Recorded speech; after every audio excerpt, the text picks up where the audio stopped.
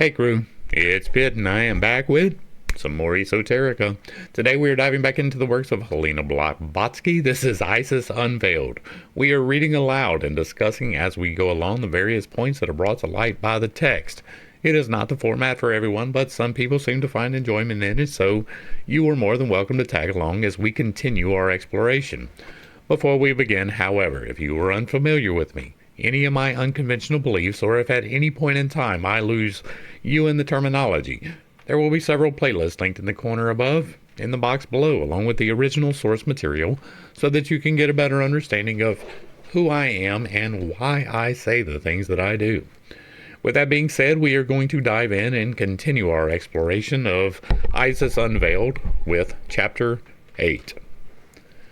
Think not my magic wonders wrought by aid of Stygian angels summoned up from hell, scorned and accused by those who have essayed her gloomy divs and efreets to compel, but my perception of the secret powers of mineral springs in nature's innermost cell, of herbs and curtains of her greenest bowers, and of the moving stars over the mountain tops and towers. Tasso, Canto 14. Who dares think one thing and another tell? My heart detests him as the gates of hell. Pope. If man ceases to exist when he disappears in the grave, you must be compelled to affirm that he is the only creature in existence whom nature or providence has condescended to deceive and cheat by capacities for which there are no available objects. Bulwer Lytton, Strange Story. The preface of Richard A. Proctor's latest work on astronomy, entitled Our Place Among Infinities, contains the following extraordinary words.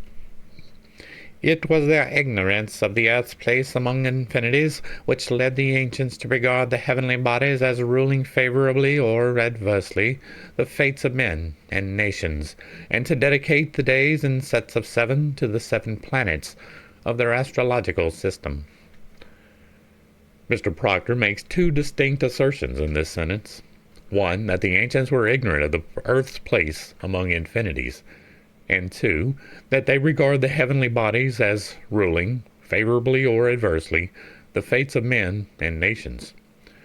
We are very confident that there is at least good reason to suspect that the ancients were familiar with the movements, emplacement, and mutual relations of the heavenly bodies.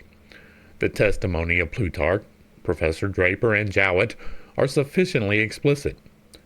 But we would ask Mr. Proctor how it happens if the ancient astronomers were so ignorant of the law of the birth and death of worlds that, in the fragmentary bits which the hand of time has spared us of ancient lore, there should be, albeit couched in obscure language, so much information which the most recent discoveries of science have verified. Beginning with the 10th page of the work under notice, Mr. Proctor sketches for us the theory of the formation of our Earth, and the successive changes through which it has passed until it became habitable for man. In vivid colors, he depicts the gradual accretion of cosmic matter into gaseous spheres surrounded with a liquid, non-permanent shell, the condensation of both, the ultimate solidification of the external crust, the slow cooling of the mass, the chemical results following the action of intense heat upon the primitive earthy matter, the formation of soils and their distribution, the change in the constitution of the atmosphere, the appearance of vegetation and animal life, and finally, the advent of man. Now, let us turn to the oldest written records left to us by the Chaldeans, the Hermetic Book of Numbers, and see what we shall find in the allegorical language of Hermes, Cadmus, or Tehote, the thrice great Trismegistus. We have a Hermes Trismegistus playlist. In the beginning of time, the great invisible one had his holy hands full of a celestial matter, which he scattered throughout the infinity. And lo, behold, it became balls of fire and balls of clay, and they scattered like the moving metal into many smaller balls, and began their ceaseless turning. And some of them, which were balls of fire, became balls of clay, and the balls of clay became balls of fire. And the balls of fire were waiting their time to become balls of clay, and the others envied them and bided their time to become balls of pure divine fire. Could anyone ask a clearer definition of the cosmic changes which Mr. Proctor so elegantly expounds? Yes, you could. Here we have the distribution of matter throughout space, then its concentration into the spherical form, the separation of smaller spheres from the greater ones, axial rotation, the gradual change of orbs from incandescent to the earthy consistence, and finally the total loss of heat which marks their entrance into the stage of planetary death. The change of the balls of clay into the balls of fire would be understood by materialists to indicate some such phenomena as the sudden ignition of the star in Cassiopeia, A.D. 1572, and the one in Serpentarius in 1604, which was noted by Kepler. But do the Chaldeans evince in this expression a profounder philosophy than of our day? Does this change into balls of pure divine fire signify a continuous planetary existence correspondent with the spirit life of man, beyond the awful mystery of death? If worlds have, as the astronomers tell us, their periods of embryo, infancy, adolescence, maturity, decadence, and death, may they not, like man, have their continued existence in a sublimated, ethereal, or spiritual form? The Magians so affirm. They tell us that the fecund Mother Earth is subject to the same laws as every one of her children. At her appointed time she will bring forth all created things. In the fullness of her days she is gathered to the tomb of worlds. Her gross, material body slowly parts with its atoms under the inexorable law which demands their new arrangement in other combinations. Her own perfected, vivifying spirit obeys the eternal attraction which draws it towards that central spiritual sun from which it was originally evolved, and which we vaguely know under the name of God. And the heaven was visible in 7 circles, and the planets appeared with all their signs in star form, and the stars were divided and numbered, and the rulers that were in them, and their revolving course was bounded with the air, and borne with a circular course through the agency of the divine spirit. We challenge anyone to indicate a single passage in the works of Hermes which proves him guilty of that crowning absurdity of the Church of Rome, which assumed, upon the geocentric theory of astronomy, that the heavenly bodies were made for our use and pleasure, and that it was worthwhile for the only Son of God to descend upon this cosmic mote and die in expiation for our sins. Mr. Proctor tells us of a liquid, non-permanent shell of uncongealed matter enclosing a viscous plastic ocean, within which there is another interior solid globe rotating. We, on our part, turn to the Magia Adamica of Eugenius Philiathes, published in 1650, and at page 12 we find him quoting from Trismegistus in the following terms. Hermes affirmeth that in the beginning the earth was a quagmire or a quivering kind of jelly, it being nothing else but water congealed by the incubation and heat of the divine spirit. Cum adhuc, saith he, terra tremulo esset, lucente sol compacta est. In the same word, Philiathes, speaking in his quaint symbolical way, says, The earth is invisible, on my soul it is so, and which is more, the eye of man never saw the earth, nor can it be seen without art. To make this element invisible, it is the greatest secret in magic. For as this feculent, gross body upon which we walk, it is a compost, and no earth but it hath earth in it. In a word, all the elements are visible but one, namely the earth, and when thou hast attained so much perfection as to know why God hath placed the earth in abscondito, thou hast an excellent figure whereby to know God himself, and how he is visible, how invisible. Now, the element of earth, which we know is not an element, would be terra firma, right? Which is on every single planet, right? Maybe not fertile land, but there is land.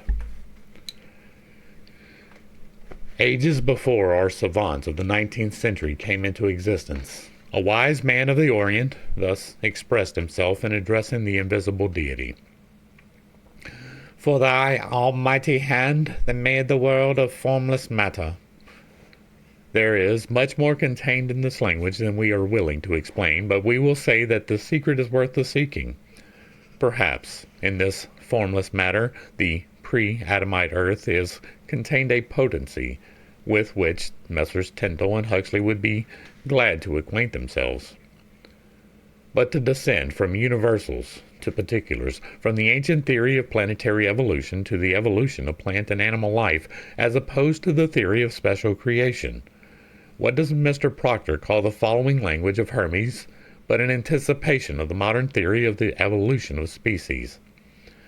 When God had filled his powerful hands with those things which are in nature, and in that which compasseth nature, then shutting them close again, he said, Receive from me, O holy earth, that art adjoined to be the mother of all, lest thou shouldst want anything. When presently opening such hands as it becomes a god to have, he poured down all that was necessary to the constitution of things. Here we have a primeval matter imbued with the promise and potency of every future form of life, and the earth declared to be the predestined mother of everything that should thenceforth spring from her bosom. More definite is the language of Marcus Antonius in his discourse to himself. The nature of the universe delights not in anything so much as to alter all things, and present them under another form. This is her conceit, to play one game and begin another. Matter is placed before her like a piece of wax, and she shapes it to all forms and figures. Now she makes a bird, then out of the bird a beast, now a flower, then a frog, and she is pleased with her own magical performances as men are with their own fancies.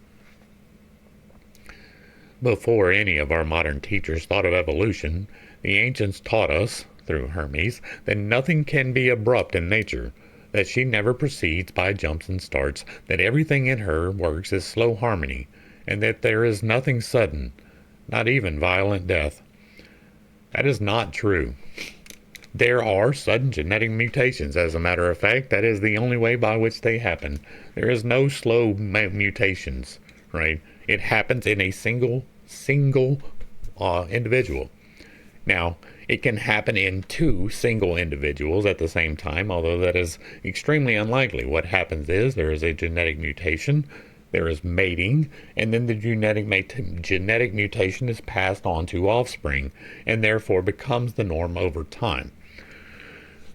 I've said it before, and I will say it again. I do not believe in macroevolution. I believe in microevolution. Macroevolution is that we all descended from the same single-celled organism. I do not believe that shit even in the slightest.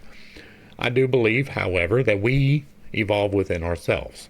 Right? There are differentiations within the species which are accorded by natural selection.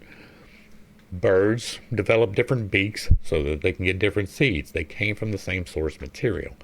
Birds. They didn't come from frogs. They didn't come from fish. They didn't come from amoebas. They came from birds. There is no missing links between them, and there is no genetic imperative that is...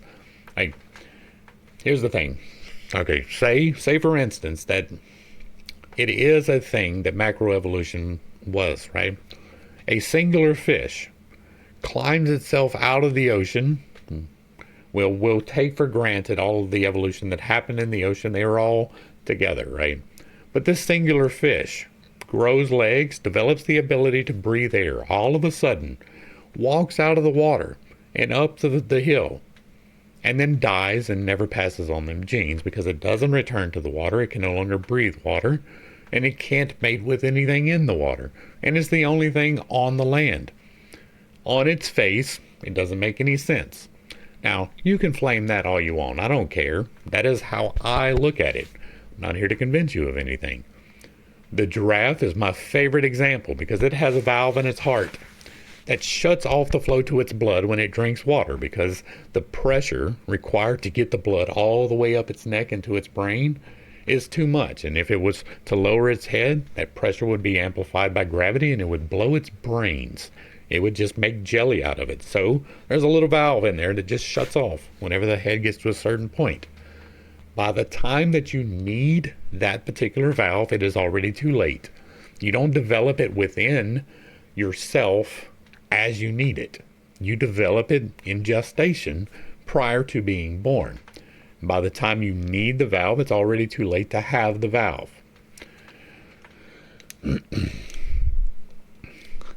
The slow development from pre-existing forms was a doctrine within the Rosicrucian Illuminati. The Tres Matres showed Hermes the mysterious progress of their work before they condescended to reveal themselves to medieval alchemists. Now, in the Hermetic dialect, these three mothers are the symbols of light, heat, and electricity, or magnetism, the two latter being as convertible as the whole of the forces or agents which have a place assigned them in the modern force correlation. Synesius mentions books of stone which he found in the temple of Memphis, on which was engraved the following sentence: "One nature delights in another, one nature overcomes another, one nature overrules another, and the whole of them are one." The inherent restlessness of matter is embodied in the saying of Hermes, "Action is the life of Patha," and Orpheus calls nature the mother that makes many things, or the ingenious, the contriving, the inventive mother. Mr. Proctor says, "All that is upon the earth and within the earth, all vegetable forms and all animal forms, our bodies, our brains, are formed of materials which have been drawn in from those depths of space surrounding us on all sides." The Hermetists and the later Rosicrucians held that all things visible and invisible were produced by the contention of light within darkness, and that every particle of matter contains within itself a spark of the divine essence, or light, spirit, which, through its tendency to free itself from its entanglement and return to the central source, produced motion in the particles, and from motion forms were born. Says Hargrave Jennings, quoting Robertus de Fluctibus, "Thus, all minerals in this spark of life had the rudimentary possibility of plants and growing organisms. Thus, all plants have rudimentary sensations which might, in the ages, enable them to perfect and transmute into locomotive new creatures, lesser or higher in their grade, or nobler or meaner in their functions. Thus, all plants and all vegetation might pass off, by side roads, into more distinguished highways, as it were, of independent, completer advance, allowing their original spark of light to expand and thrill with higher and more vivid force, and to urge forward with more abounding, informed purpose, all wrought by planetary influence, directed by unseen spirits, or workers, of the great original architect."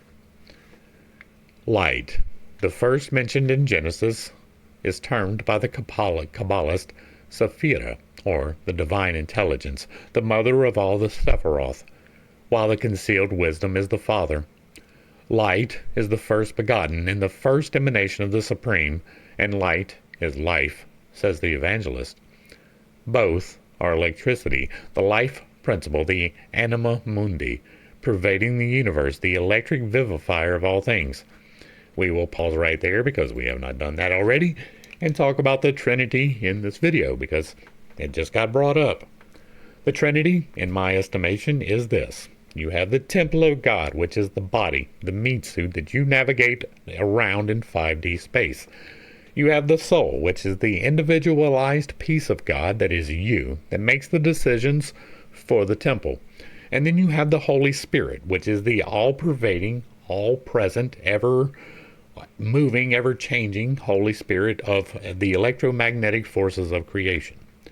It is literally every single cell, every single atom, every single everything in existence. And all of the spaces between those also at the same time.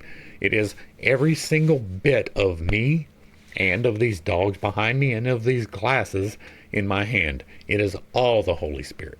The Holy Spirit is the part that takes the now and moves it into the next. So when you eat food, you don't actually change that food into fuel. The Holy Spirit does that. When you decide to wiggle your fingers, you don't actually do that. It is the Holy Spirit in action. It is the electrical impulses that you decide and your will puts into action, but it is the Holy Spirit that allows it to happen. The Holy Spirit, the electromagnetism, the exact same thing to me. Light is the great protean magician, and under the divine will of the architect, its multifarious, omnipotent waves gave birth to every form as well as to every living being. From its swelling electric bosom springs matter and spirit. Within its beams lie the beginnings of all physical and chemical action, and of all cosmic and spiritual phenomena. It vitalizes and disorganizes. It gives life and produces death, and from its primordial point gradually emerged into existence the myriad of worlds, visible and invisible celestial bodies. It was at the ray of this first mother, one in three, that God, according to Plato, lighted a fire which we now call the sun. And the sun is not necessarily a fire, and which is not the cause of either light or heat, but merely the focus, or, as we might say, the lens by which the rays of the primordial light become materialized, are concentrated upon our solar system, and produce all the correlations of forces. So much for the first of Mr. Proctor's two propositions. Now for the second. The work which we have been noticing comprises a series of 12 essays, of which the last is entitled Thoughts on Astrology. The author treats the subject with so much more consideration than is the custom of men of his class, that it is evident he has given it thoughtful attention. In fact, he goes so far as to say that, if we consider the matter aright, we must concede that of all the errors into which men have fallen in their desire to penetrate into futurity, astrology is the most respectable, we may even say the most reasonable. He admits that the heavenly bodies do rule the fates of men and nations in the most unmistakable manner, seeing that without the controlling and beneficent influences of the chief of those orbs, the sun, every living creature on the earth must perish. He admits also the influence of the moon, and sees nothing strange in the ancients' reasoning by analogy, that if two among these heavenly bodies were thus potent in terrestrial influences, it was natural that the other moving bodies known to the ancients should be thought to possess also their special powers. Indeed, the professor sees nothing unreasonable in their supposition that the influences exerted by the slower moving planets might even be more potent than those of the sun himself. Mr. Proctor thinks that the system of astrology was formed gradually and perhaps tentatively. Some influences may have been inferred from observed events, the fate of this or that king or chief, guiding astrologers in assigning particular influences to such planetary aspects as were presented at the time of his nativity. Others may have been invented and afterwards have found general acceptance because confirmed by some curious coincidences. A witty joke may sound very prettily, even in a learned treatise, and the word coincidence may be applied to anything we are unwilling to accept. But a sophism is not a truism. Still less is it a mathematical demonstration, which alone ought to serve as a beacon, to astronomers at least. Astrology is a science as infallible as astronomy itself, with the condition, however, that its interpreters must be equally infallible. And it is this condition, sine qua non, is very difficult of realization, that has always proved a stumbling block to both. Astrology is to exact astronomy what psychology is to exact physiology. In astrology and psychology, one has to step beyond the visible world of matter and enter into the domain of transcendent spirit. It is the old struggle between the Platonic and Aristotelian schools, and it is not in our century of Sadducean skepticism that the former will prevail over the latter. Mr. Proctor, in his professional capacity, is like the uncharitable person of the Sermon on the Mount, who is ever ready to attract public attention to the mote in his despised neighbor's eye, and overlooks the beam in his own. Were we to record the failures and ridiculous blunders of astronomers, we are afraid they would outnumber by far those of the astrologers. Present events fully vindicate Nostradamus, who has been so much ridiculed by our skeptics. In an old book of prophecies published in the 15th century, an edition of 1453, we read the following, among other astrological predictions. In twice 200 years, the bear, the crescent will assail, but if the cock and bull unite, the bear will not prevail. In twice 10 years again, let Islam know and fear. The cross shall stand, the crescent wane, dissolve and disappear. Okay, so let's talk about that, right? This was in 1453, so 200 times 2 is 400, so that would be 1853. So what you're saying here, the bear, the crescent will assail, but if the cock and bull unite, the bear will not prevail. Is that astrology? Like, this could be Taurus. What would be the cock, right? The crescent, I am assuming, is the moon. This could be Ursa Major or Ursa Minor. And in twice 10 years again, so 20 years later, let Islam know and fear. The cross shall stand and the crescent wane, dissolve and disappear.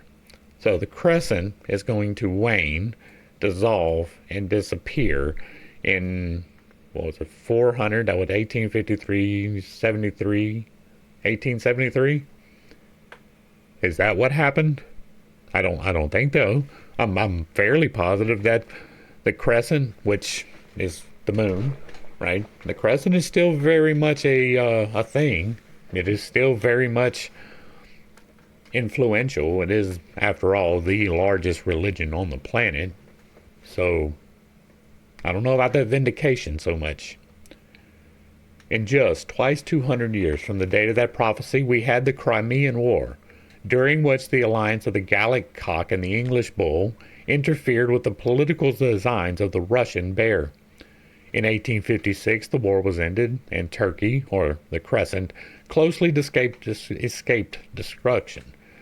Well, they were not destroyed.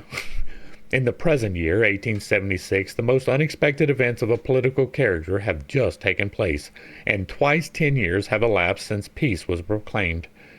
Everything seems to bid fair for the fulfillment of the old prophecy. The future will tell whether the Muslim crescent, which seems indeed to be waning, will irrevocably wane, dissolve, and disappear as the outcome of the present troubles. It did not. It had not disappeared, and we are 150 years on from that. That's the problem with Nostradamus, is you can read, like prophecy in general, but Nostradamus in particular, is you can read into those quatrains anything absolutely that you want to. You can find something to support whatever it is you are trying to support in those quatrains. There may be a pattern. Jason Brashears over at Archaics claims to have discovered a pattern. I don't know if he claims to have discovered it. I'm not trying to put words in his mouth, but he claims that there is a pattern by which they can be read, in which they make sense. I have not deep dived that. I do not know. But as far as I understand it, like, Nostradamus can be said to have hit several times, but you really have to work to make those assumptions work out. And this is a prime example. Yes, okay, there was a war. They were defeated, but they were not, like, gone. They're not gone. They did not dissolve and disappear. In explaining away the heterodox facts which appear to have encountered in his pursuit of knowledge, Mr. Proctor is obliged more than once in his work to fall back upon these curious coincidences.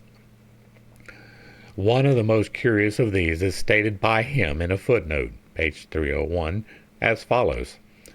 I do not here dwell on the curious coincidence, if, indeed, Chaldean astrologers had not discovered the ring of Saturn, that they showed the god corresponding within a ring and triple, Very moderate optical knowledge, such, indeed, as we may fairly infer from the presence of optical instruments among Assyrian remains, might have led to the discovery of Saturnal rings and Jupiter's moons. Bel, the Assyrian Jupiter, he adds, was represented sometimes with a full star-tipped wings, but it is possible that these are mere coincidences. In short, Mr. Proctor's theory of coincidence becomes finally more suggestive of miracle than the facts themselves. For coincidences, our friends, the skeptics, appear to have an unappeasable appetite. We have brought sufficient testimony in the preceding chapter to show that the ancients must have used as good optical instruments as we have now. Were the instruments in possession of Nebuchadnezzar of such moderate power, and the knowledge of his astronomers so very contemptible, when, according to Rawlinson's reading of the tiles, the Birs Nimrud, or Temple of Borsippa, had 7 stages, symbolical of the concentric circles of the 7 spheres, each built of tiles and metals to correspond with the color of the ruling planet of the sphere typified. Is it a coincidence again that they should have appropriated to each planet the color which our latest telescopic discoveries show to be the real one? Or is it again a coincidence that Plato should have indicated in the Timaeus his knowledge of the indestructibility of matter, of conservation of energy, and correlation of forces? We have covered in Plato in great extent. The Hermes Trismegistus has it, also the Ancient Lore playlist. The latest word of this modern philosophy, says Jowett, is continuity and development, but to Plato this is the beginning and foundation of science. The radical element of the oldest religions was essentially sabiistic, and we maintain that their myth and allegories, if once correctly and thoroughly interpreted, will dovetail with the most exact astronomical notations of our day. We will say more. There is hardly a scientific law, whether pertaining to physical astronomy or physical geography, that could not be easily pointed out in the ingenious combinations of their fables. They allegorize the most important as well as the most trifling causes of the celestial motions. The nature of every phenomenon was personified. And in the mythical biographies of the Olympic gods and goddesses, one well acquainted with the latest principles of physics and chemistry can find their causes, interagencies, and mutual relations embodied in the deportment and course of action of the fickle deities. The atmospheric electricity, in its neutral and latent states, is embodied, usually, in demigods and goddesses, whose scene of action is more limited to earth, and who, in their occasional flights to the higher deific regions, display their electric tempers always in strict proportion with the increase of distance from the earth's surface. The weapons of Hercules and Thor were never more mortal than when the gods soared into the clouds. We must bear in mind that before the time when the Olympian Jupiter was anthropomorphized by the genius of Phidias into the omnipotent god, the Maximus, the god of gods, and thus abandoned to the adoration of the multitudes, in the earliest and abstruse science of symbology, he embodied in his person and attributes the whole of the cosmic forces. The myth was less metaphysical and complicated, but more truly eloquent as an expression of natural philosophy. Zeus, the male element of the creation, with Chthoniya, Vesta, the earth, and Metis, the water, the first of the Oceanides, the feminine principles, was viewed according to Porphyry and Proclus as the Zun, ex-Zun, the chief of living beings. In the Orphic theology, the oldest of all, metaphysically speaking, he represented both the Potentia and Actus, the unrevealed cause and the Demiurge, or the active creator as an emanation from the invisible potency. In the latter demiurgic capacity, in conjunction with his consorts, we find in him all the mightiest agents of cosmic evolution: chemical affinity, atmospheric electricity, attraction, and repulsion. It is in following his representations and his physical qualification that we discover how well acquainted were the ancients with all the doctrines of physical science in their modern development. Later, in the Pythagorean speculations, Zeus became the metaphysical trinity, the monad, evolving from its invisible self, the active cause, effect, and intelligent will, the whole forming the tetractys. Still later, we find the earlier Neoplatonists leaving the primal monad aside on the ground of its utter incomprehensibleness to a human intellect, speculating merely on the demiurgic triad of this deity as visible and intelligible in its effects, and thus the metaphysical continuation by Plotinus, Porphyry, and Proclus, and other philosophers of this view of Zeus the Father, Zeus Poseidon or Dunamis, the Son in power, and the Spirit or Nous. This triad was accepted as a whole by the Irenaic school of the 2nd century, the more substantial difference between the doctrines of the Neoplatonists and the Christians being merely the forcible amalgamation of the latter of the incomprehensible monad with its actualized creative trinity. In his astronomical aspect, Zeus Dionysus has his origin in the zodiac, the ancient solar year. In Libya, he assumed the form of a ram, and is identical with the Egyptian Hammon, who begat Osiris, the Taurian god. Osiris is also a personified emanation of the father-sun, and himself the sun in Taurus, the parent sun being the sun in Aries. As the latter, Jupiter, is in the guise of a ram, and as Jupiter Dionysus or Jupiter Osiris, he is the bull. This animal is, as it is well known, the symbol of the creative power. Moreover, the Kabbalah explains, through the medium of one of its chief expounders, Simon ben Ioche, the origin of the strange worship of the bulls and cows.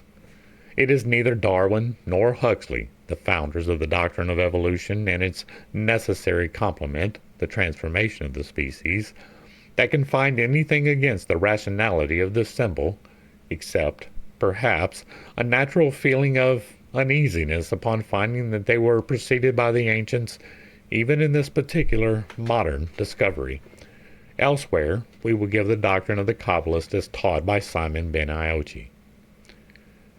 It may be easily proved that from time immemorial Saturn, or Kronos, whose ring most positively was discovered by the Chaldean astrologers, and whose symbolism is no coincidence, was considered the father of Zeus, before the latter became himself the father of all the gods and was the highest deity. He was the Bel, or Baal, of the Chaldeans, and originally imported among them by the Akkadians.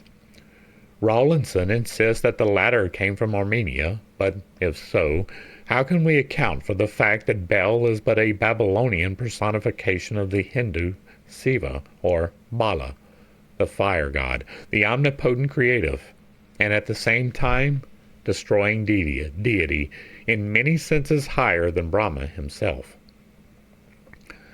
Zeus, says an Orphic hymn, is the first and the last, the head and the extremities. From him have proceeded all things. He is a man and an immortal nymph, male and female element, the soul of all things, and the principal motor in fire.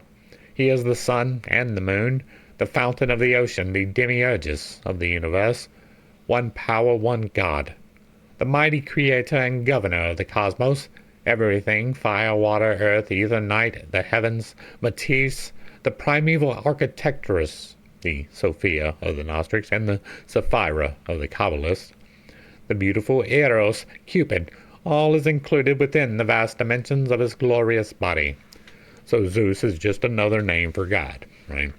Not the personification, but the concept given here. All things are God. That is the first law of creation.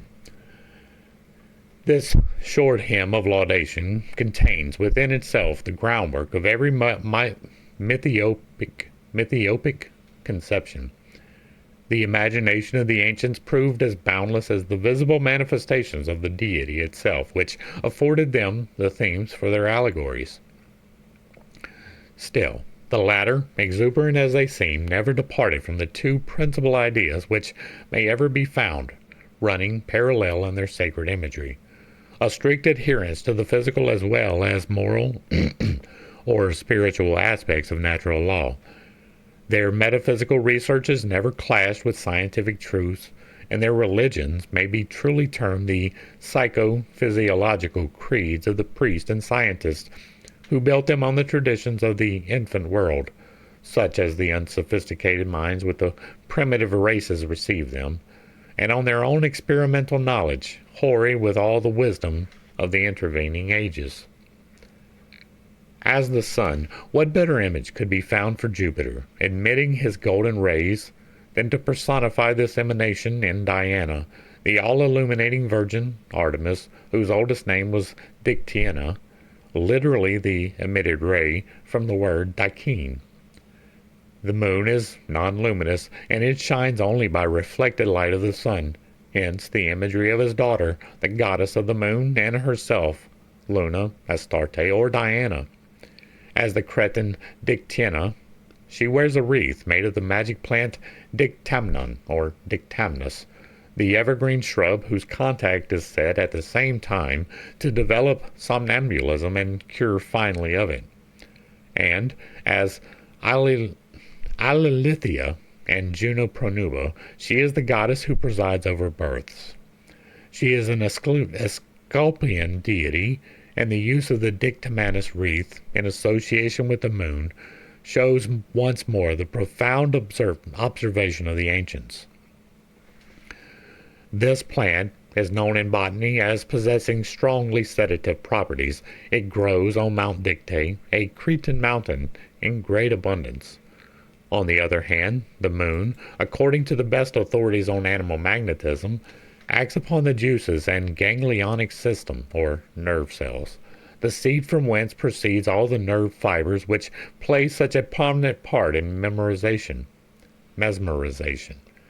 During childbirth, the Cretan women were covered with this plant, and its roots were administered as best calculated to soothe acute pain, and allay the irritability of so dangerous at this period.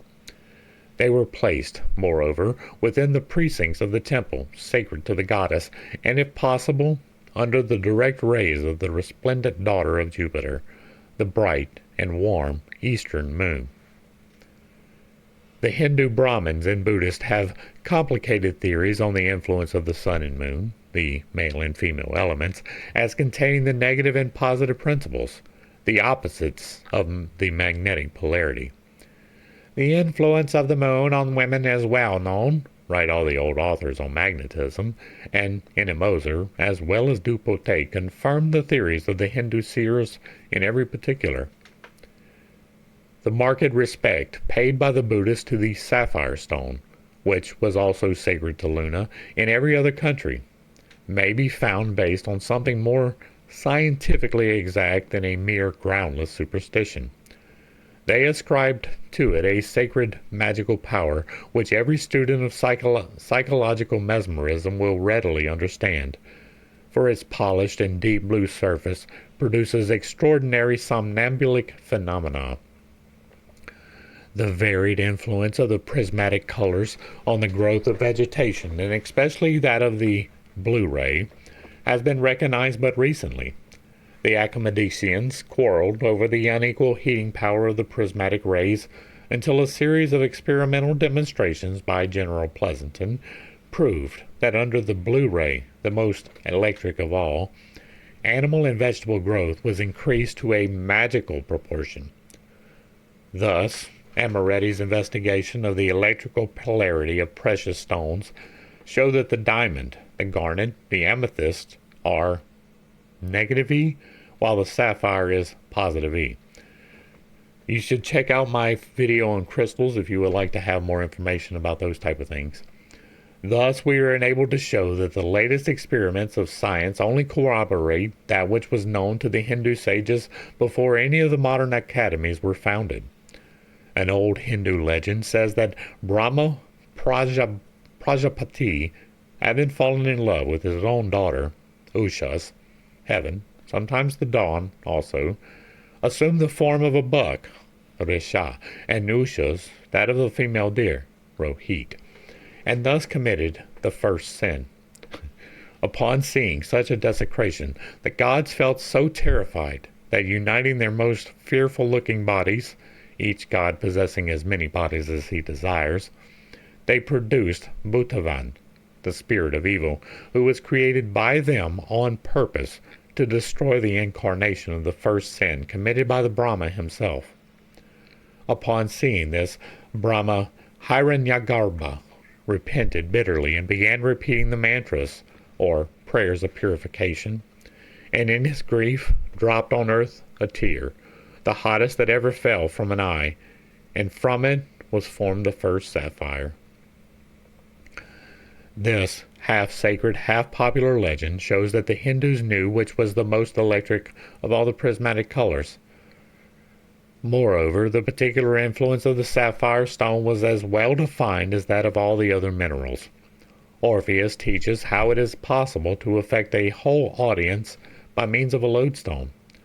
Pythagoras pays a particular attention to the color and nature of precious stones, while Apollonius of Tyana imparts to his disciples the secret virtues of each, and changes his jeweled rings daily, using a particular stone for every day of the month and according to the laws of judicial astrology.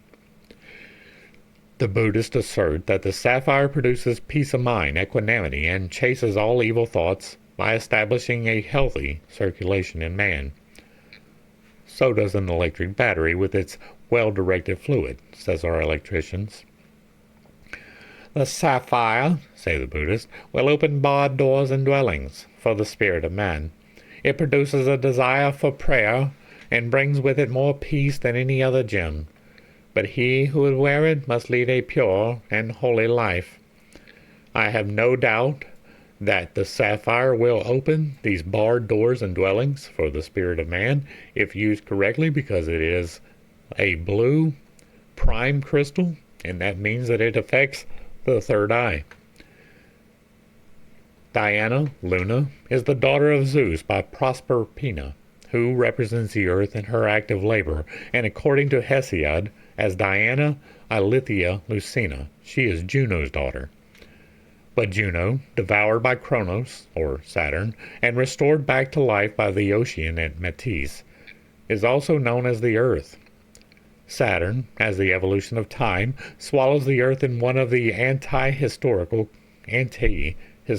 cataclysms, and it is only when Metis, the waters, by retreating in her many beds, frees the continent, that Juno is said to be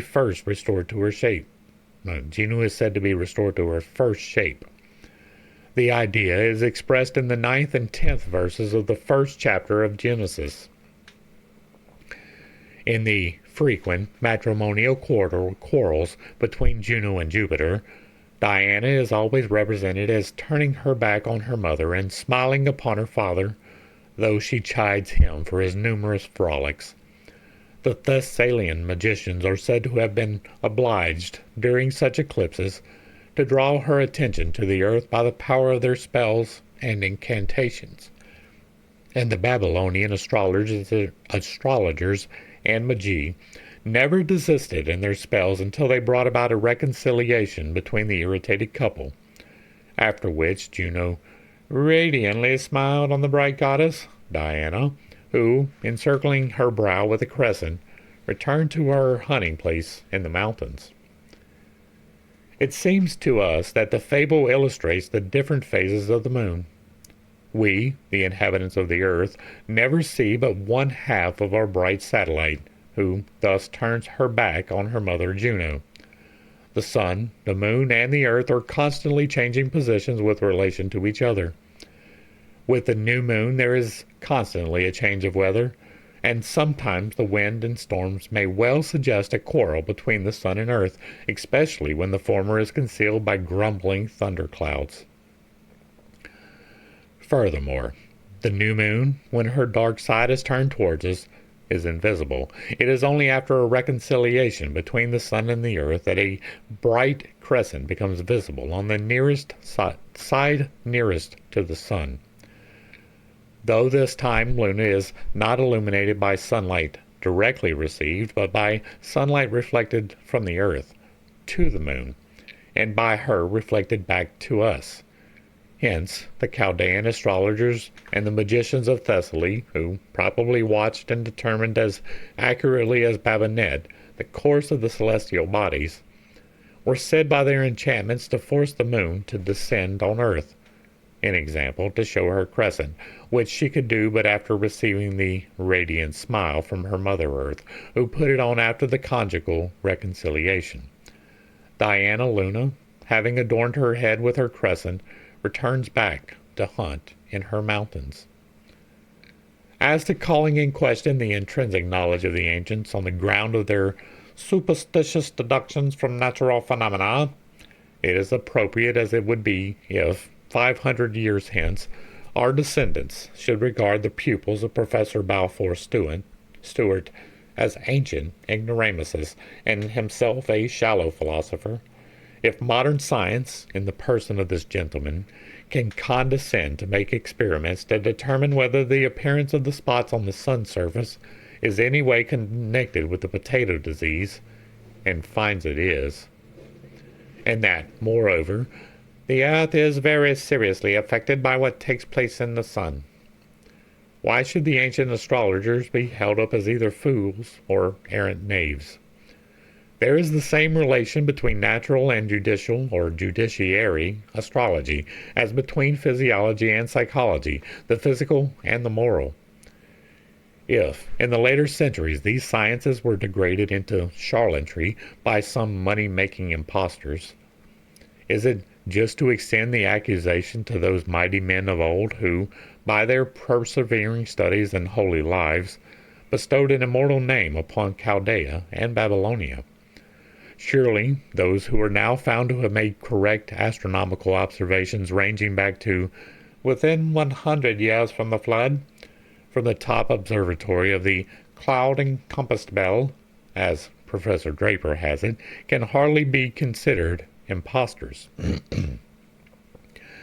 If their mode of impressing upon the popular minds the great astronomical truth differed from the system of education of our present century, and appear ridiculous to some, the question still remains unanswered, which of the two systems was the best?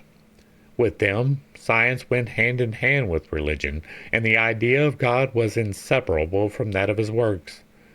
And while in the present century there is not one person out of 10,000 who knows, even if he knew the fact at all, that the planet Uranus is next to Saturn, and revolves about the sun in 84 years, and that Saturn is next to Jupiter, and it takes 29.5 years to make one complete revolution in its orbit, while Jupiter performs his revolution in 12 years. The uneducated masses of Babylon and Greece, having impressed upon their minds that Uranus was the father of Saturn, and Saturn that of Jupiter, considering them furthermore deities as well as all their satellites and attendants, we may perhaps infer from it that while Europeans only discovered Uranus in 1781, a curious coincidence is to be noted in the above myths. We have but to open the most common book on astrology and compare the descriptions embraced in the fable of the 12 houses with the most modern discoveries of science as to the nature of the planets and the elements in each star, to see that without any spectroscope, the ancients were perfectly well acquainted with the same. Unless the fact is, again, regarded as a coincidence, we can learn, to a certain extent, of the degree of the solar heat, light, and nature of the planets by simply studying their symbolic representations in the Olympic gods, and the 12 signs of the zodiac, to each of which in astrology is attributed a particular quality. If the goddesses of our own planet vary in no particular from other gods and goddesses, but all have a like physical nature, does this not imply that the sentinels who watch from the top of Bel's Tower, by day as well as by night, holding communion with the ehemerized deities, had remarked, before ourselves, the physical unity of the universe, and the fact that the planets above are made of precisely the same chemical elements as our own? The sun in Aries, Jupiter, is shown in astrology as a masculine, diurnal, cardinal, equinoctial, easterly sign, hot and dry, and answers perfectly to the character attributed to the fickle father of the gods. When angry Zeus Acreos snatches from his fiery belt the thunderbolts which he hurls forth from heaven, he rends the clouds and descends as Jupiter Pluvius in torrents of rain. He is the greatest and highest of gods, and his movements are as rapid as lightning itself. The planet Jupiter is known to revolve on its axis so rapidly that the point of its equator turns at the rate of 450 miles a minute. An immense excess of centrifugal force at the equator is believed to have caused the planet to become extremely flattened at the poles. And in Crete, the personified god Jupiter was represented without ears. The planet Jupiter's disk is crossed by dark belts, varying in breadth. They appear to be connected with its rotation on its axis and are produced by disturbances in its atmosphere. The face of Father Zeus, says Hesiod, became spotted with rage when he beheld the Titans ready to rebel. In Mr. Proctor's book, astronomers seem especially doomed by Providence to encounter all kinds of curious coincidences, for he gives us many cases out of the multitude, and even of the thousands of facts. To this list we may add the army of Egyptologists and the archaeologists, who of late have been the chosen pets of the capricious Dame Chance, who, moreover, generally selects well-to-do Arabs and other Eastern gentlemen to play the part of benevolent genii to Oriental scholars in difficulties. Professor Ebers is one of the least favored ones. It is a well-known fact that whenever Champollion needed important links, he fell in with them in the most various and unexpected ways. Voltaire, the greatest of infidels of the 18th century, used to say that if there were no God, people would have to invent one. Volney, another materialist, nowhere throughout his numerous writings denies the existence of God. On the contrary, he plainly asserts several times that the universe is the work of the All-Wise, and is convinced that there is a supreme agent, a universal and identical artificer, designated by the name of God. Voltaire becomes, towards the end of his life, Pythagorean, and concludes by saying, I have consumed 40 years of my pilgrimage, seeking the philosopher's stone called truth. I have consulted all the adepts of antiquity, Epicurus and Augustine, Plato and Malebranche, and I still remain in ignorance. All that I have been able to attain by comparing and combining the system of Plato, of the tutor of Alexander, Pythagoras, and the Oriental is this: chance is a void word of sense. The world is arranged according to mathematical laws. It is pertinent for us to suggest that Mr. Proctor's stumbling block is that which trips the feet of all materialistic scientists, whose views he but repeats. He confounds the physical and spiritual operations of nature. His very theory of the probable inductive reasoning of the ancients as to the subtle influences of the more remote planets, by comparison with the familiar and potent effects of the sun and moon upon our earth, shows the drift of his mind. Because science affirms that the sun imparts physical heat and light to us, and the moon affects the tides, he thinks that the ancients must have regarded the other heavenly bodies as exerting the same kind of influence upon us physically, and indirectly upon our fortunes. And here we must permit ourselves a digression. How the ancients regarded the heavenly bodies is very hard to determine for one unacquainted with the esoteric explanation of their doctrines. While philology and comparative theology have begun the arduous work of analysis, they have as yet arrived at meager results. The allegorical form of speech has often led our commentators so far astray that they have confounded causes with effects, and vice versa. In the baffling phenomena of force correlation, even our greatest scientists would find it very hard to explain which of these forces is the cause and which is the effect, since each may be both by turns and convertible. Thus, if we should inquire of the physicist, is it light which generates heat, or the latter which produces light? We would, in all probability, be answered that it is certainly light which creates heat. Very well, but how? Did the artificer first produce light, or did he first construct the sun, which is said to be the sole dispenser of light, and consequently heat? These questions may appear at first glance indicative of ignorance, but perhaps, if we ponder them deeply, they will assume another appearance. In Genesis, the Lord first creates light, and 3 days and 3 nights are alleged to pass away before he creates the sun, the moon, and the stars.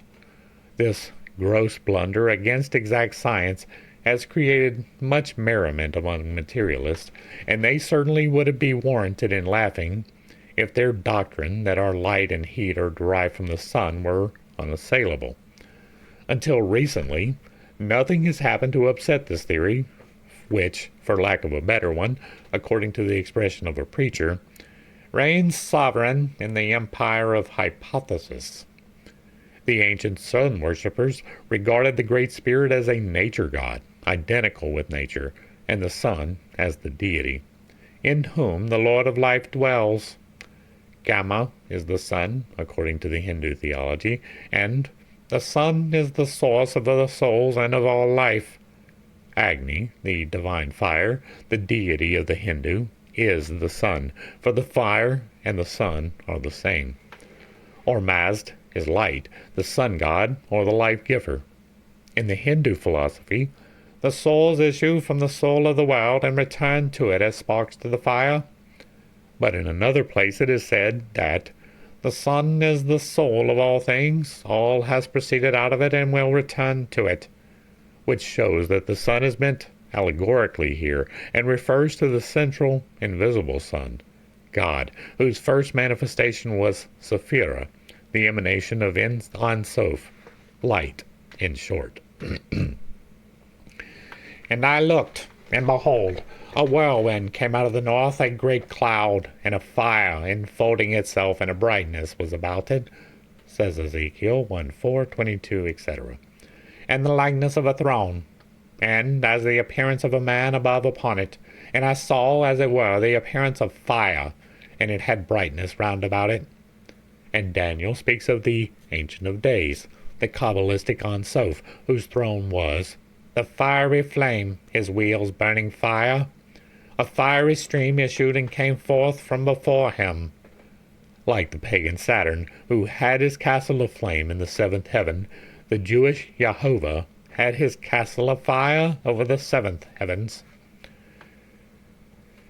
If the limited space of the present work would permit, we might easily show that none of the ancients, the sun worshippers included, regarded our visible sun otherwise than as an emblem of their metaphysical, invisible, central sun god.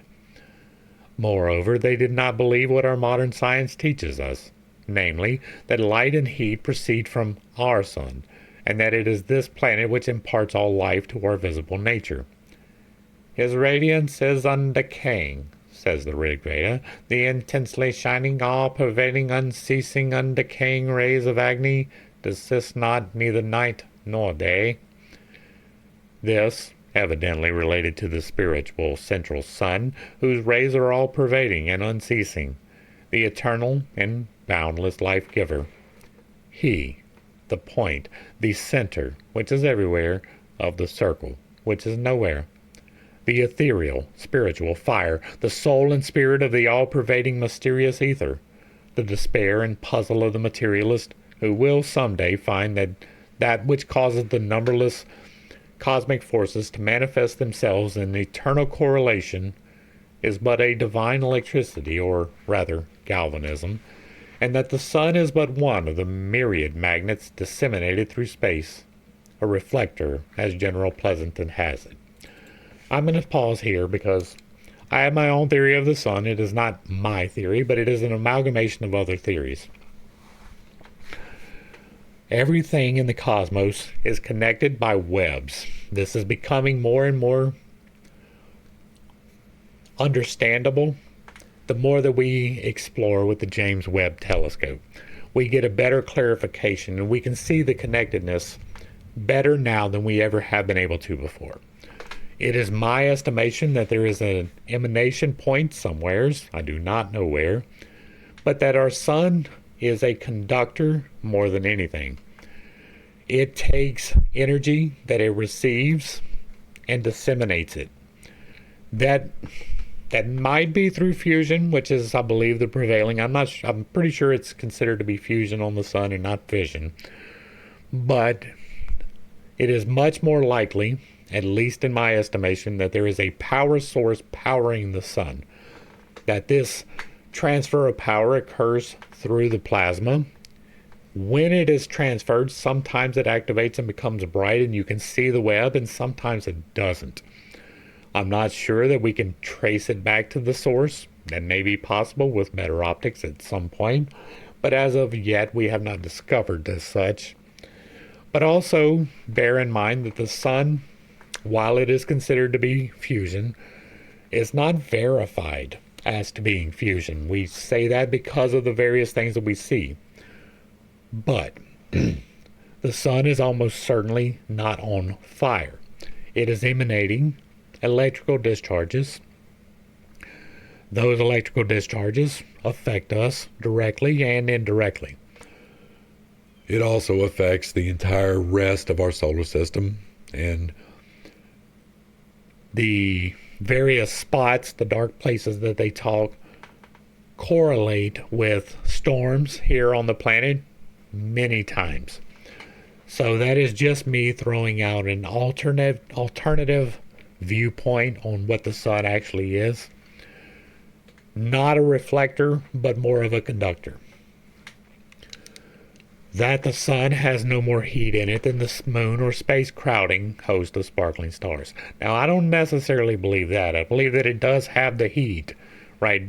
As the conductor, it is not a perfect conductor, and that is why we have the heat. There is no gravitation in the Newtonian sense, but only magnetic attraction and repulsion.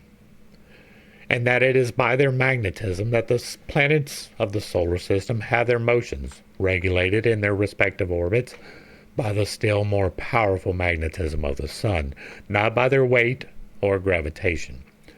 This and much more they may learn, but until then, we must be content with being merely laughed at, instead of being burned alive for impiety or shut up in an insane asylum. The laws of Manu are the doctrines of Plato, Philo, Zoroaster, Pythagoras, and of Kabbalah. The esotericism of every religion may be solved by the latter. The Kabbalistic doctrine of the allegorical Father and Son, or two Greek words, is identical with the groundwork of Buddhism.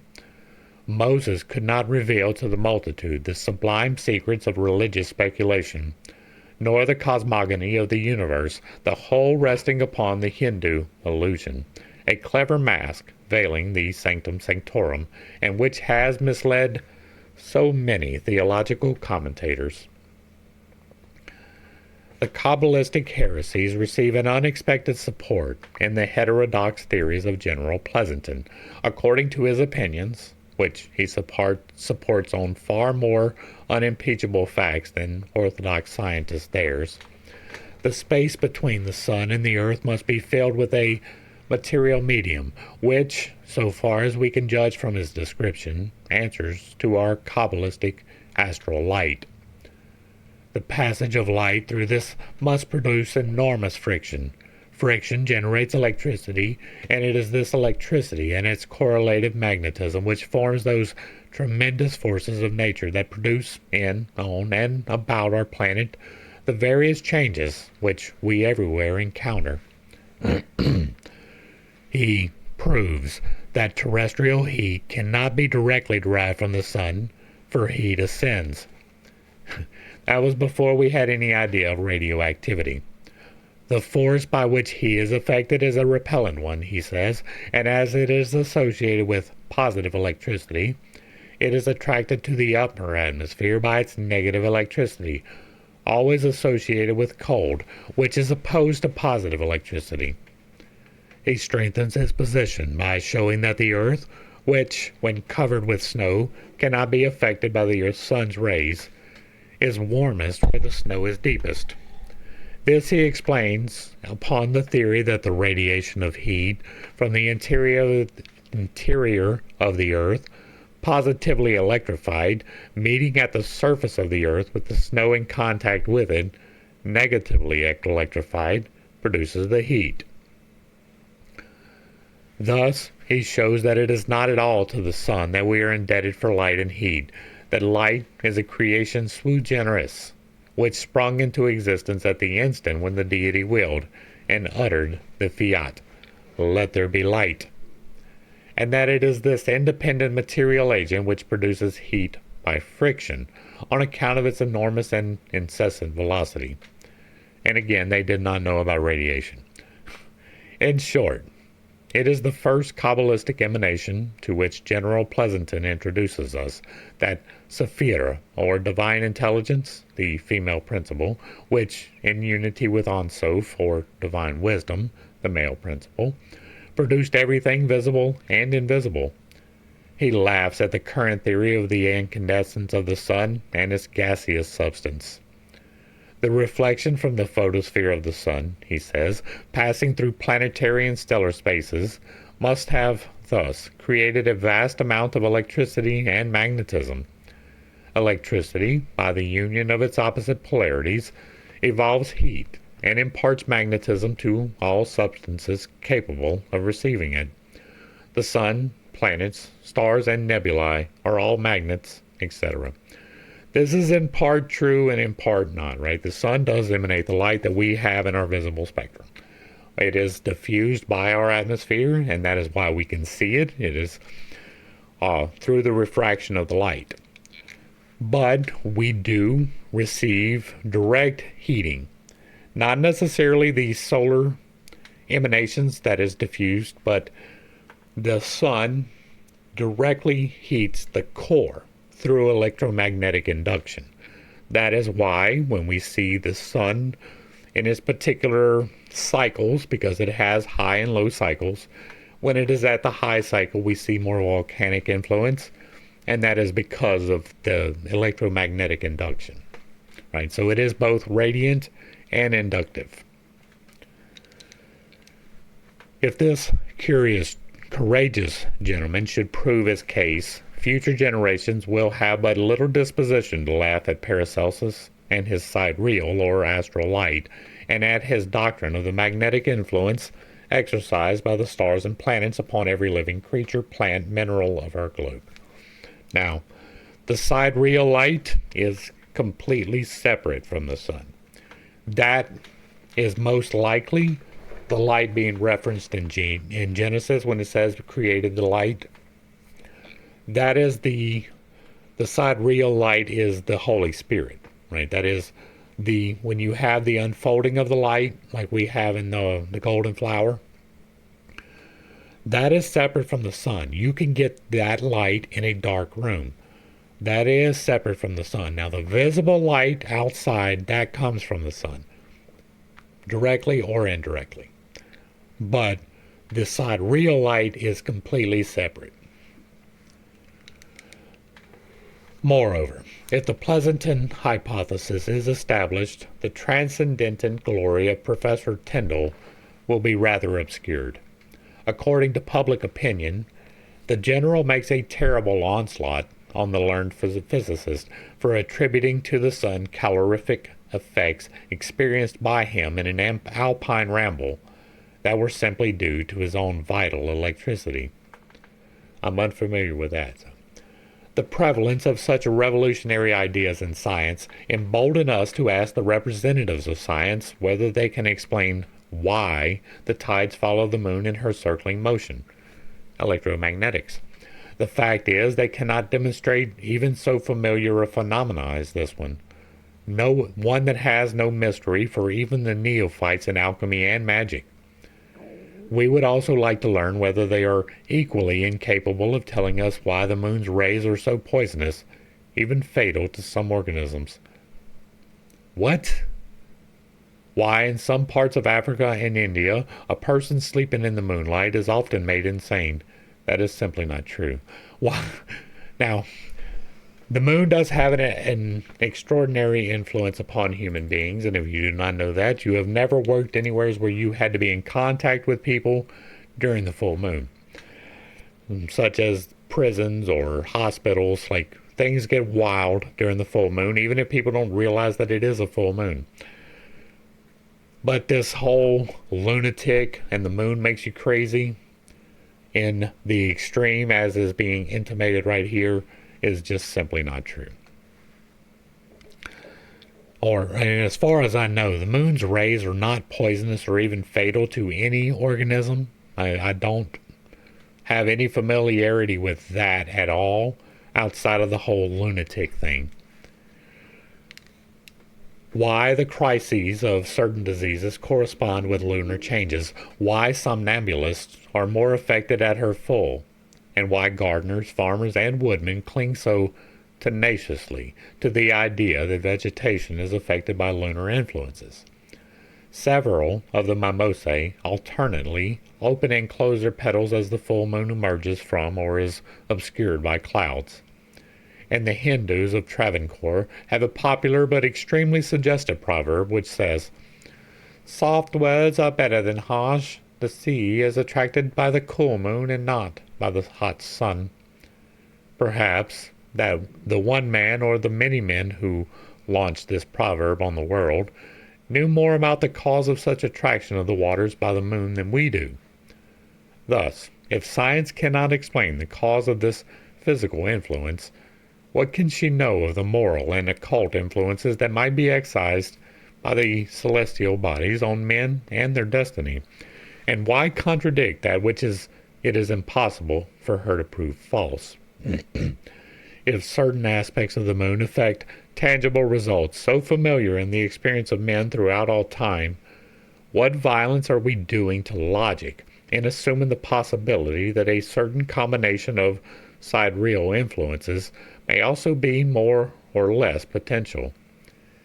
If the reader will recall what is said by the learned authors of the unseen universe as to the positive effect produced upon the universal ether by so small a cause as the evolution of thought in a single human brain, how reasonable will it not appear that the terrific impulses imparted to this common medium by the sweep of the myriad blazing orbs that are rushing through the interstellar depths should affect us and the earth upon which we live in a powerful degree? If astronomers cannot explain to us the occult law by which the drifting particles of cosmic matter aggregate into worlds, and then take their places in the majestic procession which is ceaselessly moving around some central point of attraction, how can we assume to say what mystic influences may or may not be darting through space and affecting the issues of life upon this and other planets? Almost nothing is known of the laws of magnetism still today and the other imponderable agents. Almost nothing of their effects upon our bodies and minds. Even that which is known, and moreover perfectly demonstrated, is attributed to chance and curious coincidences. I do appreciate the level of petty that she is going to in this, right? The repeated curious coincidences is a direct dig, and I'm digging it. But we do know by these coincidences that there are periods when sudden diseases, propensities, fortunes, and misfortunes of humanity are more rife than at others. There are times of epidemic in moral and physical affairs. In one epoch, the spirit of a religious controversy will arouse the most ferocious passions of which human nature is susceptible, provoking mutual persecution, bloodshed, and wars. At another, an epidemic of resistance to constituted authority will spread over half the world, as in the year 1848, rapid and simultaneous as the most virulent bodily disorder. Again, The collective character of mental phenomena is illustrated by an anomalous psychological condition invading and dominating over thousands upon thousands, depriving them of everything but automatic action, and giving rise to the popular opinion of demoniacal possession. An opinion in some sense justified by the satanic passions, emotions, and acts which accompany the condition. There is nothing satanic about passions. At one period, the aggregate tendency is to retirement and contemplation. Hence, the countless votaries of monarchism and anachronism. At another, the mania is directed towards action, having for its proposed end some utopian scheme, equally impracticable and useless. Hence, the myriads who have forsaken their kindred, their homes, and their country, to seek a land whose stones were gold, or to wage exterminating war for the possession of worthless cities and trackless deserts. The author, from whom the above is quoted, says that the seeds of vice and crime appear to be sown under the surface of society, and to spring up and bring forth fruit with appalling rapidity and paralyzing succession.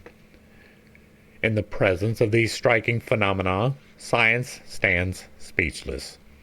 She does not even attempt to conjecture as to their cause, and naturally, for she has not yet learned to look outside of this ball of dirt upon which we live, and its heavy atmosphere, for the hidden influences which are affecting us day by day, and even minute by minute. But the ancients, whose ignorance is assumed by Mr. Proctor, fully realized the fact that the reciprocal relations between the planetary bodies is as perfect as those between the corpuscles of the blood, which float in a common fluid, and that each one is affected by the combined influences of all the rest, and each in its turn affects each of the others. As the planets differ in size, distance, and activity, so differ in intensity their impulses upon the ether or astral light, and the magnetic or other subtle forces radiated by them in certain aspects of the heavens. Music is the combination and modulation of sounds, and sound is the effect produced by the vibration of the ether. Now, if the impulses communicated to the ether by the different planets may be likened to the tones produced by the different notes of a musical instrument, it is not difficult to conceive that the Pythagorean music of the spheres is something more than a mere fancy, and that certain planetary aspects may imply disturbances in the ether of our planet, and certain others rest and harmony. Certain kinds of music throw us into a frenzy, some exalt the soul to religious aspirations. In fine, there is scarcely a human creation which does not respond to certain vibrations of the atmosphere. It is the same with colors. Some excite us, some soothe and please. The nun clothes herself in black to typify the despondency of a faith crushed under the sense of original sin. The bride robes herself in white. Red inflames the anger of certain animals. If we and the animals are affected by vibrations acting upon a very minute scale, why may we not be influenced by the mass of vibrations acting upon a grand scale as the effect of combined stellar influences? We know, says Dr. Elam, that sudden pathological conditions have a tendency to become epidemic, influenced by causes not yet investigated. We see how strong is the tendency of opinion, once promulgated, to run into an epidemic form. No opinion, no delusion, is too absurd to assume the collective character. We observe, also, how remarkably the same ideas reproduce themselves and reappear in successive ages. No crime is too horrible to become popular: homicide, infanticide, suicide, poisoning, or any other diabolical human conception. In epidemics, the cause of the rapid spread at that particular period remains a mystery. These few lines contain an undeniable psychological fact, sketched with a masterly pen, and at the same time a half confession of utter ignorance. Cause is not yet investigated. Why not be honest and add at once? Impossible to investigate with present scientific methods. Noticing an epidemic of incendiarianism, Dr. Elam quotes from the Annales de Hygiene Publique the following cases. A girl, about 17 years of age, was arrested on suspicion. She confessed that twice she had set fire to dwellings by instinct, by irresistible necessity. A boy, about 18, committed many acts of this nature. He was not moved by any passion, but by the bursting out of the flames excited a profoundly pleasing emotion. That's called pyromania. It is a defect. Who but has noticed in the columns of the daily press similar incidents? They meet an eye constantly. In cases of murder of every description, of other crimes of a diabolical character, the act is attributed, in 9 cases out of 10, by the offenders themselves to irresistible obsessions. Something whispered constantly in my ears. Somebody was incessantly pushing and leading me on. Such are the too frequent confessions of the criminals. Physicians attribute them to hallucinations of disordered brains, and call the homicidal impulse temporary lunacy.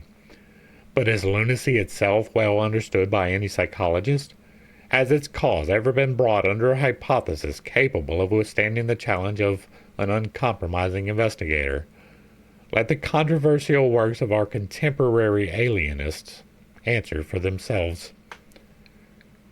Plato acknowledges man to be the toy of the elements of necessity, which he enters upon in appearing in this world of matter. He is influenced by external causes, and these causes are daimonia, like that of Socrates. Happy is the man physically pure, for if his external body is pure, it will strengthen the second astral body, or the soul, which is termed by him the higher mortal soul, which, though liable to err from its own motives, will always side with reason against the animal proclivities of the body. The lusts of man arise in consequence of his perishable material body, so do other diseases. But though he regards crimes as involuntary sometimes, for they result like bodily diseases from external causes. Plato clearly makes a wide distinction between these causes. The fatalism which he concedes to humanity does not preclude the possibility of avoiding them. For, though pain, fear, anger, and other feelings are given by men to necessity, if they rightly conquered these, they would live righteously, and if they were conquered by them, unrighteously. The dual man, in example, one from whom the divine immortal spirit has departed, leaving but the animal form and astral body, Plato's higher mortal soul, is left merely to his instincts, for he was conquered by all the evils entailed on matter. Hence, he becomes a docile tool in the hands of the invisibles, beings of sublimated matter, hovering in our atmosphere, and ever ready to inspire those who are deservedly deserted by their immortal counselor, the divine spirit, called by Plato genius. According to this great philosopher and initiate, one who lived well during his appointed time would return to the habitation of his star, and there have a blessed and suitable existence. But if he failed in attaining this in the second generation, he would pass into a woman, become helpless and weak as a woman. And should he not cease from evil in that condition, he would be changed into some brute, which resembled him in his evil ways, and would not cease from his toils and transformations until he followed the original principle of sameness and likeness within him, and overcame, by the help of reason, the latter secretions of turbulent and irrational elements, elementary demons, composed of fire and air and water and earth, and returned to the form of his first and better nature. But Dr. Elam thinks otherwise. On page 194 of his book, A Physician's Problems, he says that the cause of the rapid spread of certain epidemics of disease, which he is noticing, remains a mystery. But as regards the incendiarianism, he remarks that In all this we find nothing mysterious, though the epidemic is strongly developed. Strange contradiction. De Quincey, in his paper entitled Murder, considered as one of the fine arts, treats the epidemic of assassination between 1588 and 1635, by which 7 of the most distinguished characters of the time lost their lives at the hands of assassins, and neither he nor any other commentator has been able to explain the mysterious cause of this homicidal mania. Okay, I don't know how big this epidemic was, but this is a fairly large spread of time. And wait, 7? That is, what, 50 years? I don't know that I would call that an epidemic. If we press these gentlemen for an explanation, which, as pretended philosophers, they are bound to give us, we are answered that it is a great deal more scientific to assign for such epidemics agitation of the mind, a time of political excitement, 1830, imitation and impulse, excitable and idle boys and hysterical girls, than to be absurdly seeking for the verification of superstitious traditions in a hypothetical astral light. It seems to us that if by some providential fatality hysteria were to disappear entirely from the human system, the medical fraternity would be entirely at a loss for explanations of a large class of phenomena now conveniently classified under the head of normal symptoms of sudden pathological conditions of the nervous centers. Hysteria has been hitherto the sheet anchor of skeptical pathologists. Does a dirty peasant girl begin suddenly to speak with fluency different foreign languages hitherto unfamiliar to her, and to write poetry? Hysterics? Is a medium levitated in full view of a dozen witnesses and carried out of one third-story window and brought back through another, disturbance of the nervous centers followed by a collective hysterical delusion? A Scotch terrier caught in a room during a manifestation is hurled by an invisible hand across the room, breaks to pieces in his salto mortale, a chandelier under a ceiling 18 feet high, to fall down, killed. Canine hallucination? True science has no belief, says Dr. Fenwick in Butler Lytton's Strange Story. True science knows but 3 states of mind: denial, conviction, and the vast interval between the two, which is not belief but the suspension of judgment. Such, perhaps, was true in Dr. Fenwick's days, but the true science of our modern times proceeds otherwise. It either denies point blank without any preliminary investigation, or sits in the interim, between denial and conviction, and, dictionary in hand, invents new Greco-Latin appellations for non-existing kinds of hysteria.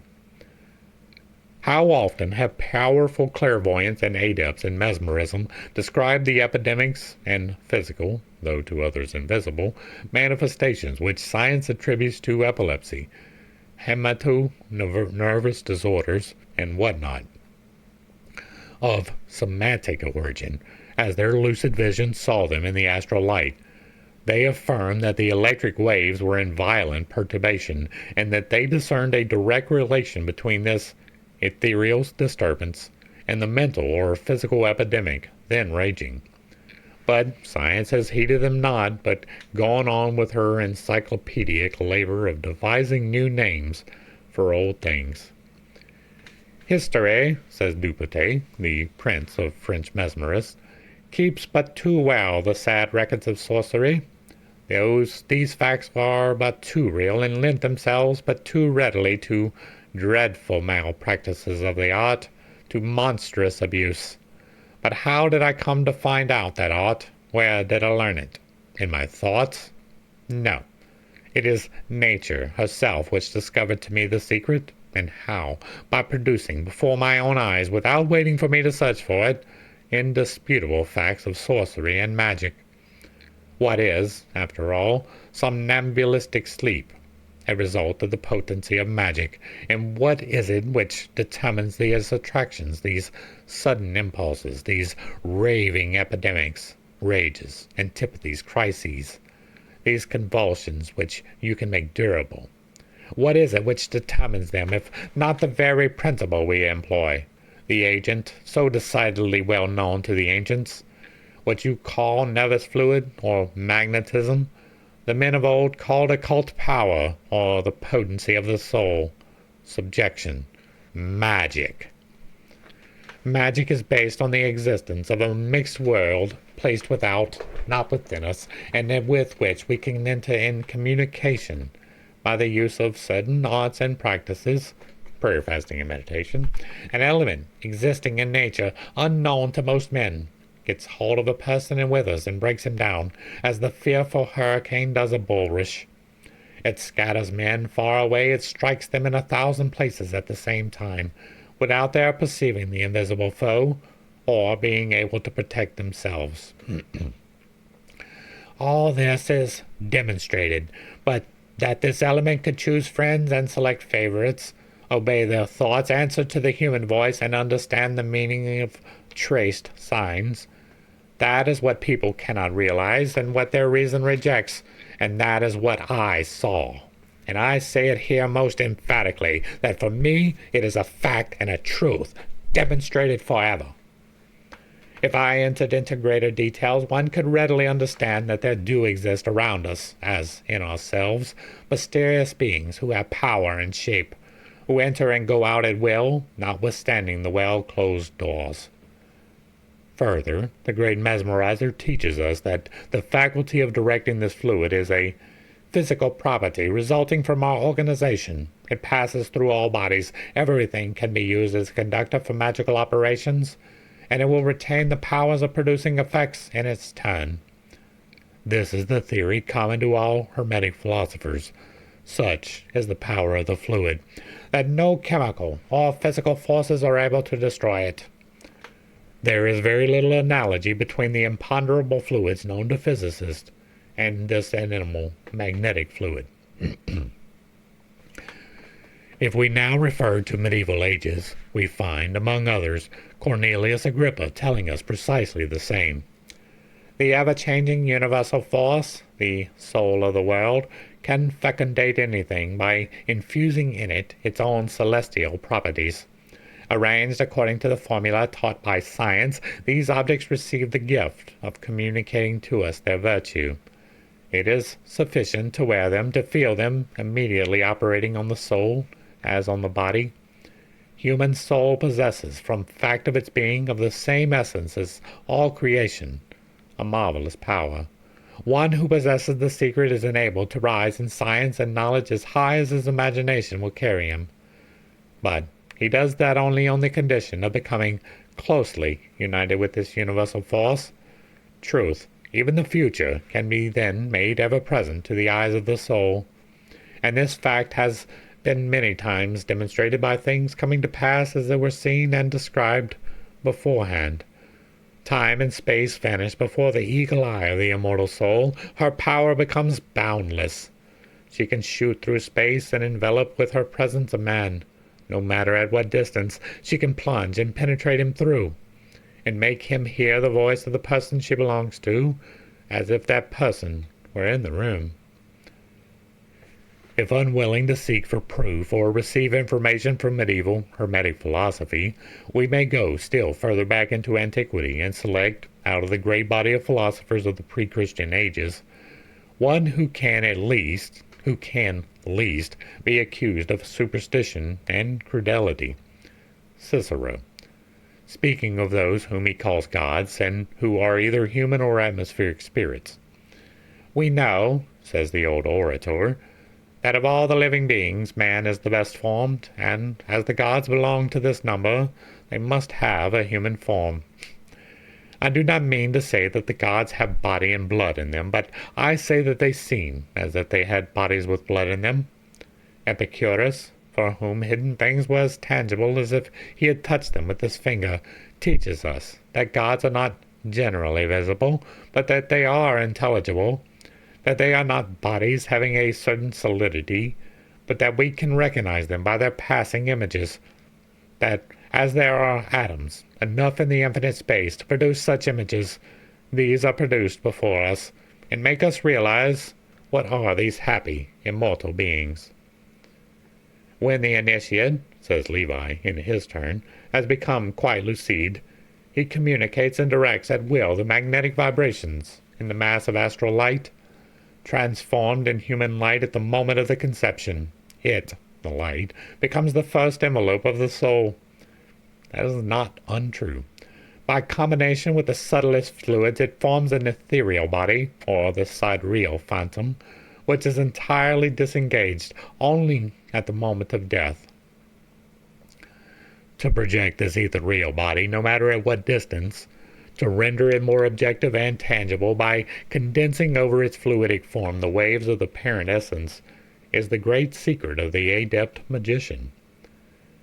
Theurgical magic is the last expression of occult psychological science. The academicians reject it as the hallucination of diseased brains, or brand it with the opprobrium of charlatanry. We deny to them most emphatically the right of expressing their opinion on a subject which they have never investigated.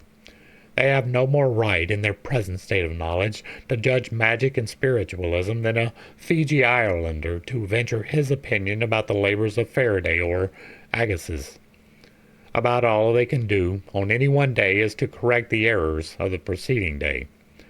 Nearly 3,000 years ago, earlier than the days of Pythagoras, the ancient philosophers claimed that light was ponderable, hence matter, and that light was force. The corpuscular theory, owing to certain Newtonian failures to account for it, was laughed down, and the undulatory theory, which proclaimed light imponderable, accepted. And now the world is startled by Mr. Crookes weighing light with his radiometer. The Pythagoreans held that neither the sun nor the stars were the sources of light and heat, and that the former was but an agent, but the modern schools teach the contrary. The same may be said respecting the Newtonian laws of gravitation.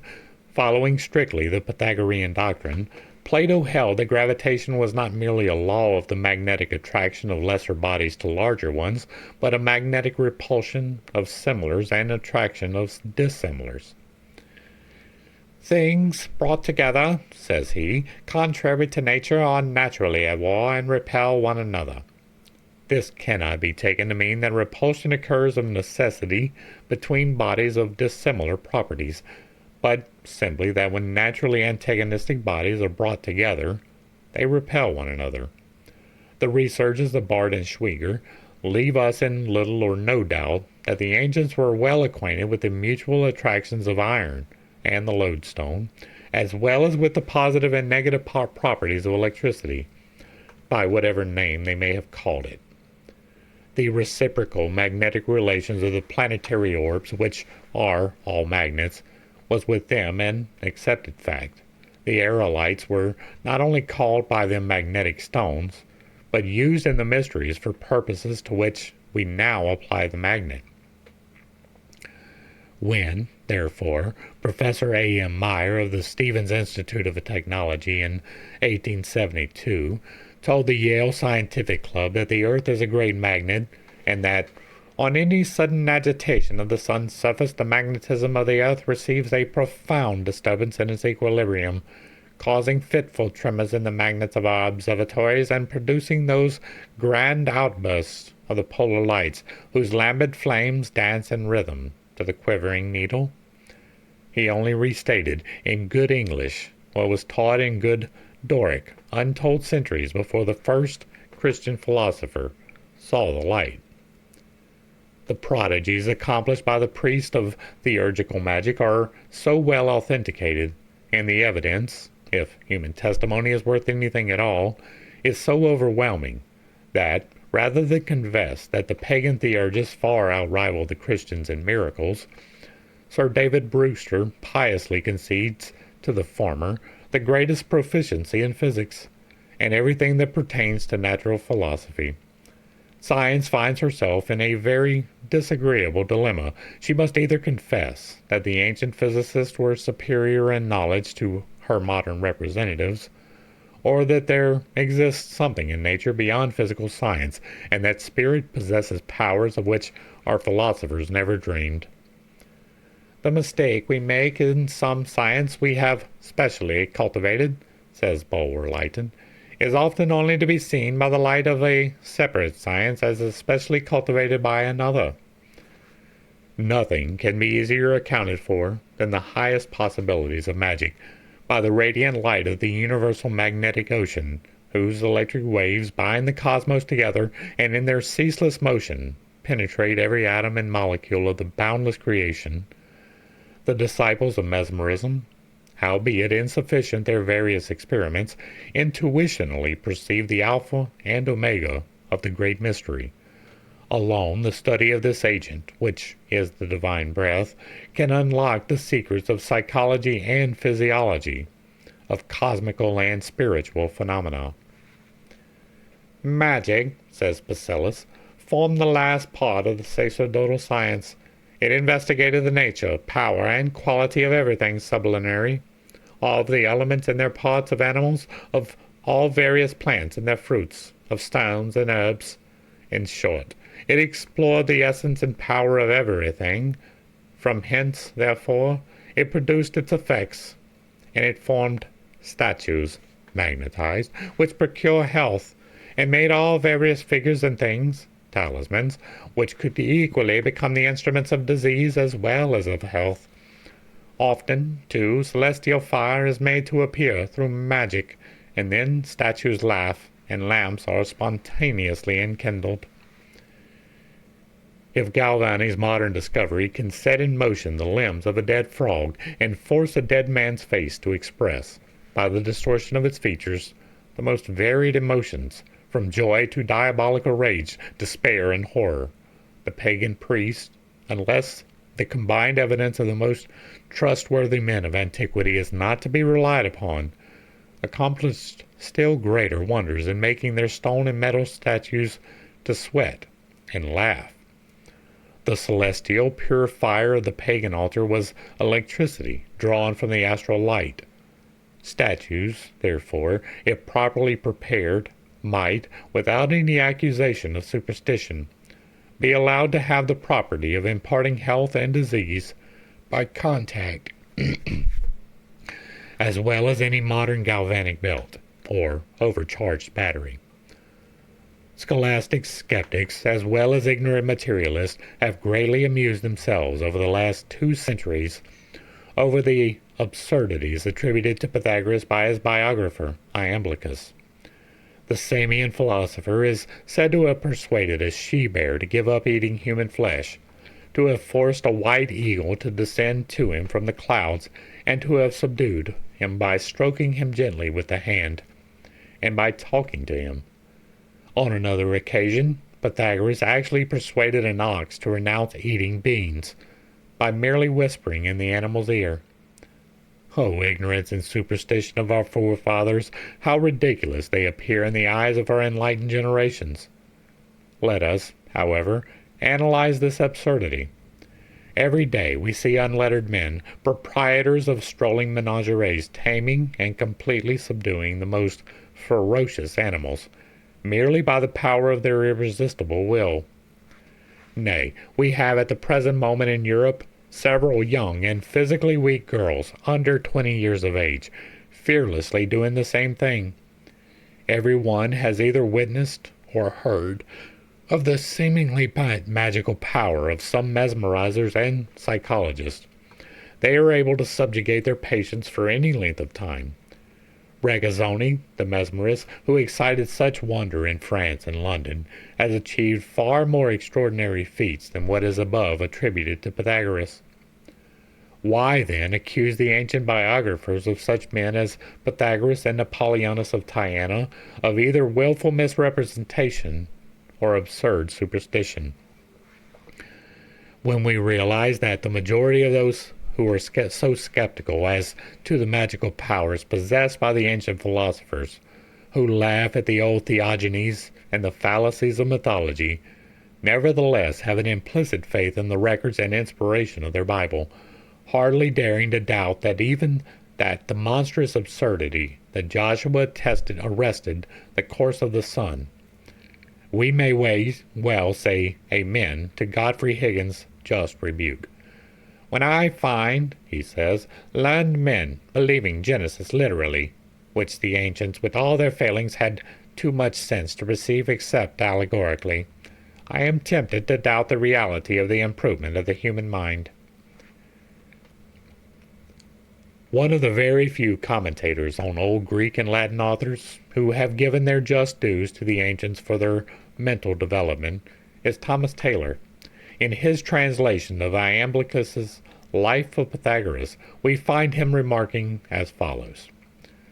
Since Pythagoras, as Iamblichus informs us, was initiated in all the mysteries of Biblius and Tyre, in the sacred operations of the Syrians, and in the mysteries of the Phoenicians, and also that he spent 22 years in the Adaita of temples in Egypt, associated with the magicians in Babylon, and was instructed by them in their venerable knowledge, it is not at all wonderful that he was skilled in magic or theurgy, and was therefore able to perform things which surpass merely human power, and which appear to be perfectly incredible to the vulgar.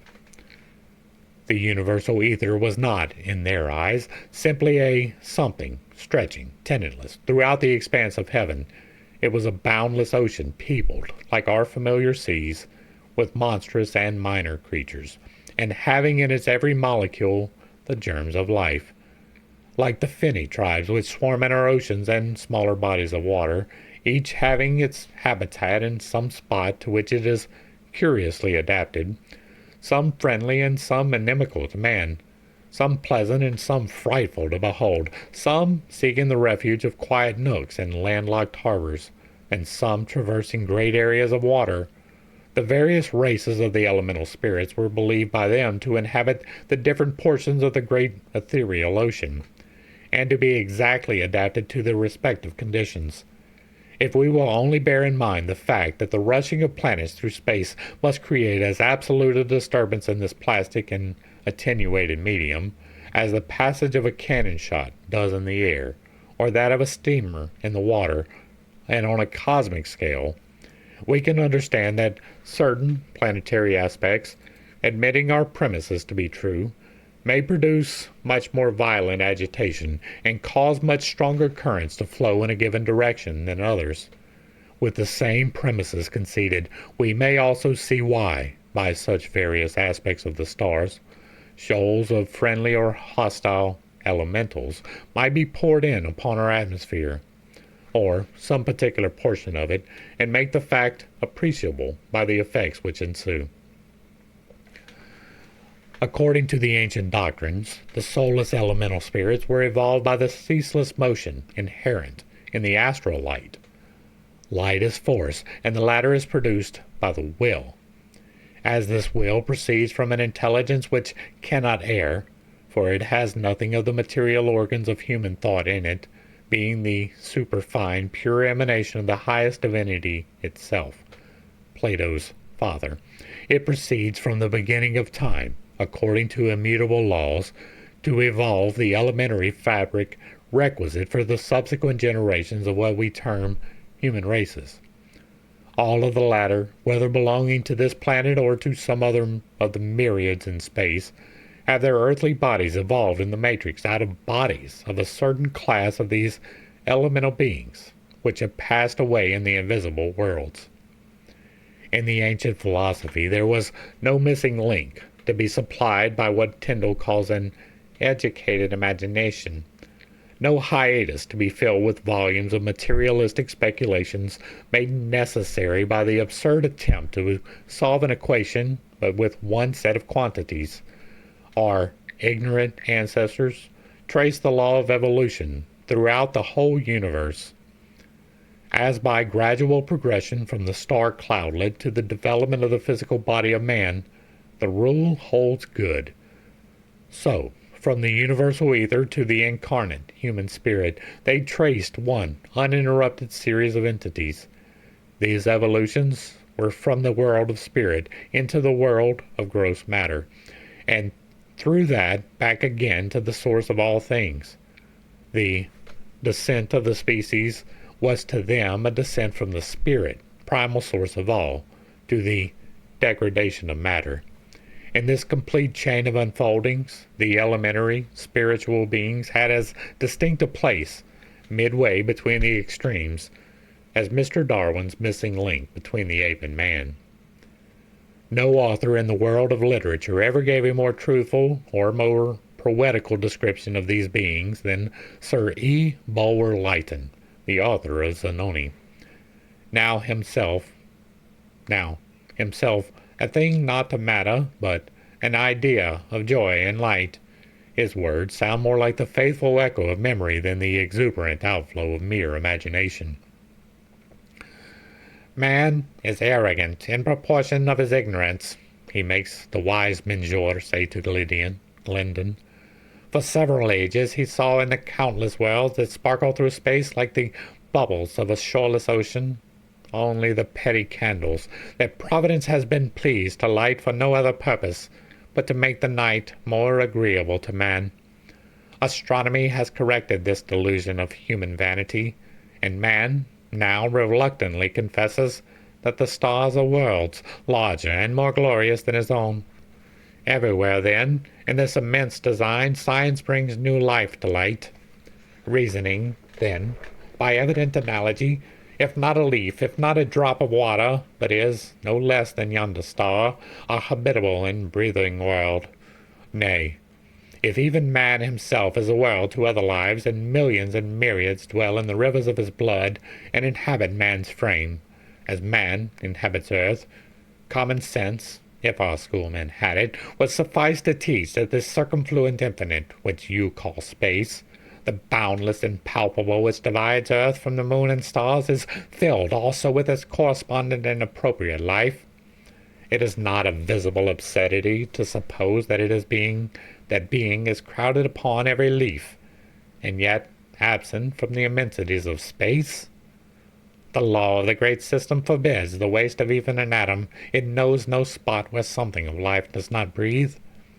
Well, then, can you conceive that space, which is the infinite itself, is alone a waste, is alone lifeless, is less useful to the one design of the universal being than the peopled leaf, than the swarming globule? The microscope shows you the creatures of the leaf. No mechanical tube is yet invented to discover the nobler and more gifted things that hover in the illimitable air. Yet, between these last and man is a mysterious and terrible affinity. But, first, to penetrate this barrier, the soul with which you listen must be sharpened by intense enthusiasm, purified from all earthly desires. When thus prepared, science can be brought to aid it. The sight itself may be rendered more subtile, the nerves more acute, the spirit more alive and outward, and the element itself, the air, the space, may be made, by sudden secrets of higher chemistry, more palpable and clear. And this, too, is not magic, as the credulous call it, as I have so often said before. Magic, a science that violates nature, exists not. It is but the science by which nature can be controlled. Now, in space there are millions of beings, not literally spiritual, for they have all, like the animalcula, unseen by the naked eye, sudden forms of matter, though matter so delicate, air-drawn, and subtile, that it is, as it were, but a film, a gossamer, that clothes the spirit. Yet, in truth, these races differ most widely, some of surpassing wisdom, some of horrible malignity, some hostile as fiends to men, others gentle as messengers between earth and heaven. Amid the dwellers of the threshold is one, too, surpassing in malignity and hatred of all her tribe, one whose eyes have paralyzed the bravest, and whose power increases over the spirit precisely in proportion to its fear. Such is the insufficient sketch of elemental beings void of divine spirit, given by one whom many with reason believed to know more than he was prepared to admit in the face of an incredulous public. In the following chapter we will contrive to explain some of the esoteric speculations of the initiates of the sanctuary as to what man was, is, and may yet be, the doctrines they taught in the mysteries, the source from which sprang the Old and partially the New Testament, belong to the most advanced notions of morality and religious revelations.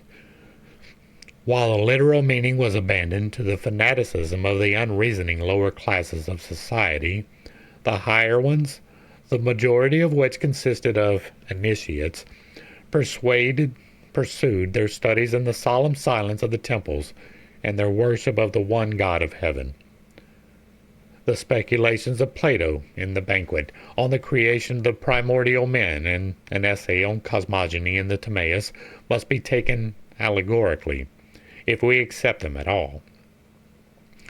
It is this hidden Pythagorean meaning in Timaeus, Cratylus, and Parmenides, and a few other trilogies and dialogues that the Neoplatonists ventured to expound, as far as the theurgic vow of secrecy would allow them. The Pythagorean doctrine that God is the universal mind diffused through all things, and the dogma of the soul's immortality are the leading features in these apparently incongruous teachings.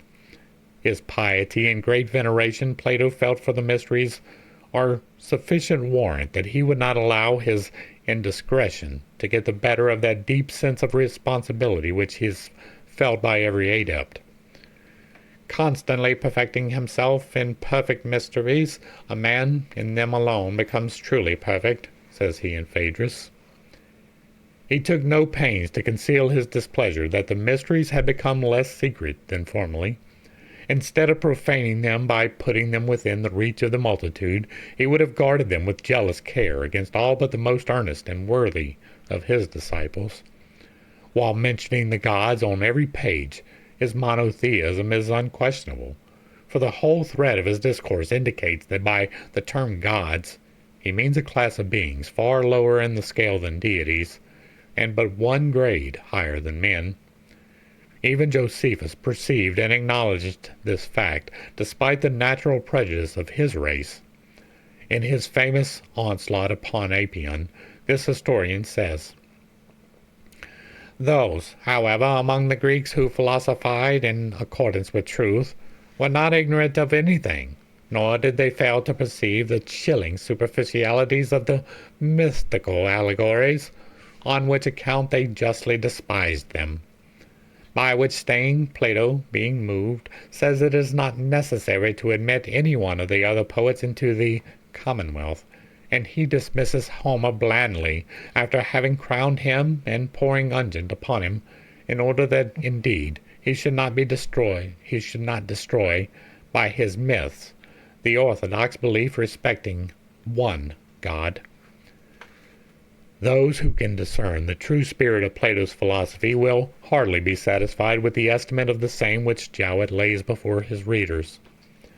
He tells us that the influence exercised upon posterity by the Timaeus is partly due to a misunderstanding of the doctrine of its author by the Neoplatonists.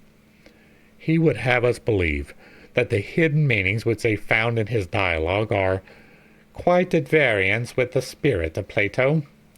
This is equivalent to the assumption that Jowett understands what the spirit really was, whereas his criticism upon this particular topic rather indicates that he did not penetrate it at all. If, as he tells us, the Christians seem to find in his work their Trinity, the Word, the Church, and the creation of the world, in a Jewish sense, it is because all this is there, and therefore it is but natural that they should have found it. The outward building is the same, but the spirit which animated the dead letter of the philosopher's teaching has fled, and we would seek for it in vain through the arid dogmas of Christian theology. The Sphinx is the same now as it was 4 centuries before the Christian era, but the old Oedipus is no more. He is slain because he has given to the world that which the world was not ripe enough to receive. He was the embodiment of truth, and he had to die, as every grand truth has to, before, like the phoenix of old, it revives from its own ashes. Every translator of Plato's works remarked the strange similarity between the philosophy of the esoterist and the Christian doctrines, and each of them has tried to interpret it in accordance with his own religious feelings. So, Corey, in his Ancient Fragments, tries to prove that it is but an outward resemblance, and does his best to lower the Pythagorean monad in the public estimation, and exalt upon its ruins the later anthropomorphic deity. Taylor, advocating the former, acts as unceremoniously with the Mosaic God. Zeller boldly laughs at the pretensions of the fathers of the Church, who, notwithstanding history and its chronology, and whether people will have it or not, insist that Plato and his school have robbed Christianity of its leading features. It is as fortunate for us as it is unfortunate for the Roman Church that such clever sleight of hand that resorted to by Eusebius is rather difficult in our century. It was easier to pervert chronology for the sake of making synchronisms in the day of the Bishop of Caesarea than it is now. And while history exists, no one can help people knowing that Plato lived 600 years before Irenaeus took it in his head to establish a new doctrine from the ruins of Plato's older academy. This doctrine of God being the universal mind, diffused through all things, underlies all ancient philosophies. The Buddhistic tenets, which can never be better comprehended than when studying the Pythagorean philosophy, its faithful reflection, are derived from this source as well as the Brahmanical religion and early Christianity. The purifying process of transmigrations, the metempsychoses, however grossly anthropomorphized at a later period, must only be regarded as a supplementary doctrine, disfigured by theological sophistry with the object of getting a firmer hold upon believers through a popular superstition. Neither Gautama Buddha nor Pythagoras intended to teach this purely metaphysical allegory literally. Esoterically, it is explained in the mystery of the Konbom and relates to the purely spiritual peregrinations of the human soul. It is not in the dead letter of Buddhistical sacred literature that scholars may hope to find the true solution of its metaphysical subtleties. The latter weary the power of thought by the inconceivable profundity of its ratiocination, and the student is never farther from truth than when he believes himself nearest its discovery. The mastery of every doctrine of the perplexing Buddhist system can be attained only by proceeding strictly according to the Pythagorean and Platonic method, from universals down to particulars. The key to it lies in the refined and mystical tenets of the spiritual influx of the divine life. Whoever is unacquainted with my law, says Buddha, and dies in that state, must return to the earth till he becomes a perfect Samanian. To achieve this object, he must destroy within himself the trinity of Maya. He must distinguish his passions, unite and identify himself with the law, the teaching of the secret doctrine, and comprehend the religion of annihilation. Here, annihilation refers but to matter, that of the visible as well as of the invisible body. For the astral soul, perisprit, is still matter, however sublimated. The same book says that what Fo, Buddha, meant to say was that the primitive substance is eternal and unchangeable. Its highest revelation is the pure luminous ether, the boundless infinite space, not a void resulting from the absence of forms, but, on the contrary, the foundation of all forms, and anterior to them. But the very presence of forms denotes it to be a creation of the Maya, and all her works are as nothing before the uncreated being, Spirit, in whose profound and sacred repose all motion must cease forever. Thus, annihilation means, with the Buddhistical philosophy, only a dispersion of matter, in whatever form or semblance of form it may be. For everything that bears a shape was created, and thus must sooner or later perish. An example, change that shape. Therefore, as something temporary, though seeming to be permanent, is but an illusion, Maya, for, as eternity has neither beginning nor end, the more or less prolonged duration of some particular form passes, as it were, like an instantaneous flash of lightning, before we have the time to realize that we have seen it, it is gone, and passed away forever. Hence, even our astral bodies, pure ether, are but illusions to matter, so long as they retain their terrestrial outline. The latter changes, says the Buddhist, according to the merits or demerits of the person during his lifetime, and this is metempsychosis. When the spiritual entity breaks loose forever from every particle of matter, then only it enters upon the eternal and unchangeable nirvana. He exists in spirit, in nothing, as a form, a shape, a semblance. He is completely annihilated, and thus will die no more. For spirit alone is no Maya, but the only reality in an illusionary universe of ever-passing forms. It is upon this Buddhist doctrine that the Pythagoreans grounded the principal tenets of their philosophy. Can that spirit, which gives life and motion, and partakes of the nature of light, be reduced to non-entity, they ask? Can that sensitive spirit in brutes, which exercises memory, one of the rational faculties, die and become nothing? And Whitlock Bulstrode, in his able defense of Pythagoras, expounds this doctrine by adding, if you say they, the brutes, breathe their spirits into the air and there vanish, that is all I contend for. The air, indeed, is the proper place to receive them, being, according to Laertius, full of souls, and according to Epicurus, full of atoms, the principles of all things. For even this place wherein we walk and birds fly has much of a spiritual nature that it is invisible, and therefore may well be the receiver of forms, since the forms of all bodies are so. We can only see and hear its effects. The air itself is too fine and above the capacity of the age. What, then, is the ether and the regions above, and what are the influences or forms that descend from thence? The spirits of the creatures, the Pythagoreans hold, who are emanations of the most sublimated portions of ether, emanations, breaths, but not forms. Ether is incorruptible. All philosophers agree in that. And what is incorruptible is so far from being annihilated, when it gets rid of the form, that it lays a good claim to immortality. But what is that which has no body, no form, which is imponderable, invisible, and indivisible? That which exists and yet is not, as the Buddhist. It is nirvana, is the answer. It is nothing, not a region, but rather a state. When once nirvana is reached, man is exempt from the effects of the Four Truths.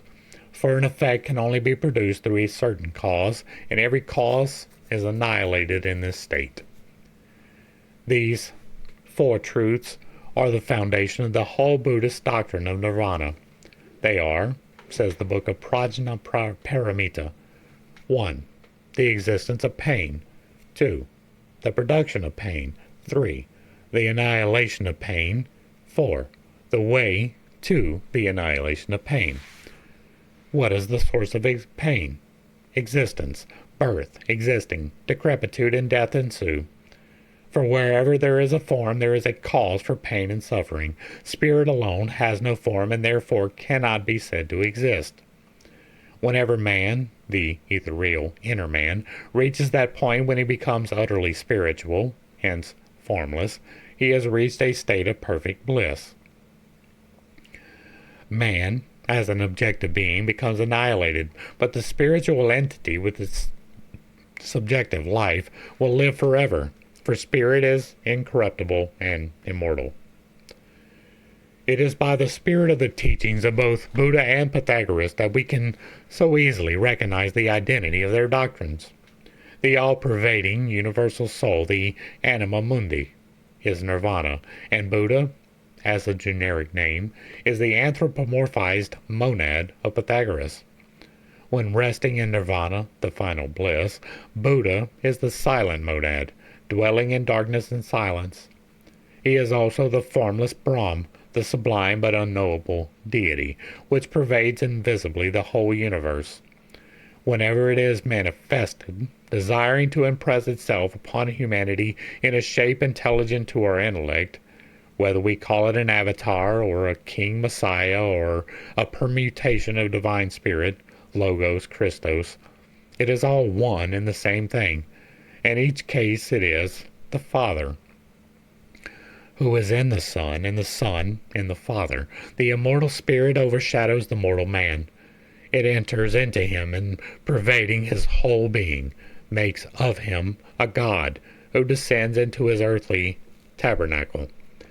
Every man may become a Buddha, says the doctrine, and so, throughout the interminable series of ages, we find now and then men who more or less succeed in uniting themselves with God, as the expression goes, with their own spirit, as we ought to translate. The Buddhists call such men arhat. An arhat is next to a Buddha, and none is equal to him either in infused science or miraculous powers. Certain fakirs demonstrate the theory well in practice, as Joliet has proved. Even the so-called fabulous narratives of certain Buddhistical books, when stripped of their allegorical meaning, are found to be secret doctrines taught by Pythagoras. In the Pali books, they are called the Jatakas, are given the 550 incarnations or metempsychoses of Buddha. They narrate how he has appeared in every form of animal life and animated every sentient being on earth, from infinitesimal insect to the bird, the beast, and finally man, the microcosmic image of God on earth. Must these be taken literally? It is intended as a description of the actual transformations and existence of one and the same individual, immortal, divine spirit, which by turns has animated every kind of sentient being. Ought we not rather to understand with Buddhist metaphysicians that though the individual human spirits are numberless, collectively they are one, as every drop of water drawn out of the ocean, metaphorically speaking, may have an individual existence, and still be one with the rest of the drops going to form that ocean. For each human spirit is a scintilla of the one all-pervading light.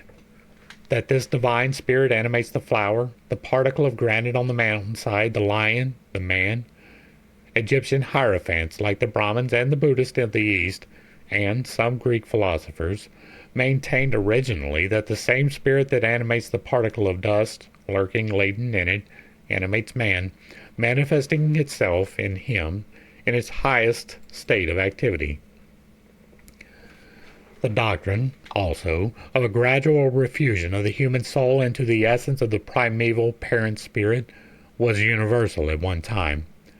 But this doctrine never implied annihilation of the higher spiritual ego, only the dispersion of the external forms of man after his terrestrial death, as well as during his abode on earth. Who is better fitted to impart to us the mysteries of after death, so erroneously thought impenetrable, than those men who, having, through self-discipline and purity of life and purpose, succeeded in uniting themselves with their God, were afforded some glimpses, however imperfect, of the great truth. That is going to cause me to pause because I have been there. I have been united with God. Once again, you don't have to believe that. It is a truth. I personally have had the experience of this, right? Call it enlightenment. I'm not sure that that's the correct term, because the enlightenment for me actually came after the experience, not during necessarily, right? I was pulled out of my body and I was at one with the eternal. I saw all of these things, right? I saw the connectedness of all life and all things that we don't consider life.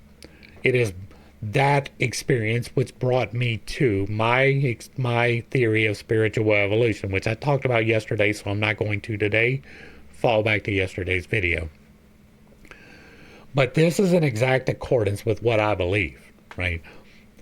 Now, the mechanics of it may be a little bit different from what they believe to what I believe, but the gist of it, the foundational principles of the eternal, are exactly the same. And it is important to note that it was not after expunging myself of passions that I was able to have that experience, and it has not ever been a thing for me to expunge all the passions. I am significantly less passionate than I once was, but I have not by any means expunged the passions, nor am I even attempting to. Life is about balance between the virtues and the vices, not the exclusion of any of them. Alright, back to the text. And these seers tell us strange stories about the variety of forms assumed by disembodied astral souls, forms of which each one is spiritual, though concrete reflection of the abstract state of the mind and thoughts of the once living man. To accuse Buddhistical philosophy of rejecting a supreme being, God, and the soul's immortality, of atheism, in short, on the grounds that according to their doctrines, nirvana means annihilation, and sabhavat is not a person, but nothing, is simply absurd. The an, or ayin, of the Jewish Ansof also means nihil, or nothing, that which is not, quo ad nos. But no one has ever ventured to twit the Jews with atheism. In both cases, the real meaning of the term nothing carries with it the idea that God is not a thing, not a concrete or visible being to which a name expressive of any object known to us on earth may be applied with propriety. And that is going to bring us to the end of chapter 8. Hopefully I brought a little bit of enlightenment and not too much confusion to a somewhat difficult topic. I understand that I hold some unconventional beliefs and that I tend to step on toes when I relay those. It is not intentional, but it is not something I apologize for, because apparently, once upon a time, it was not that unconventional of a belief. I believe in God absolutely, fully, and completely. I do not believe that there is no creative power.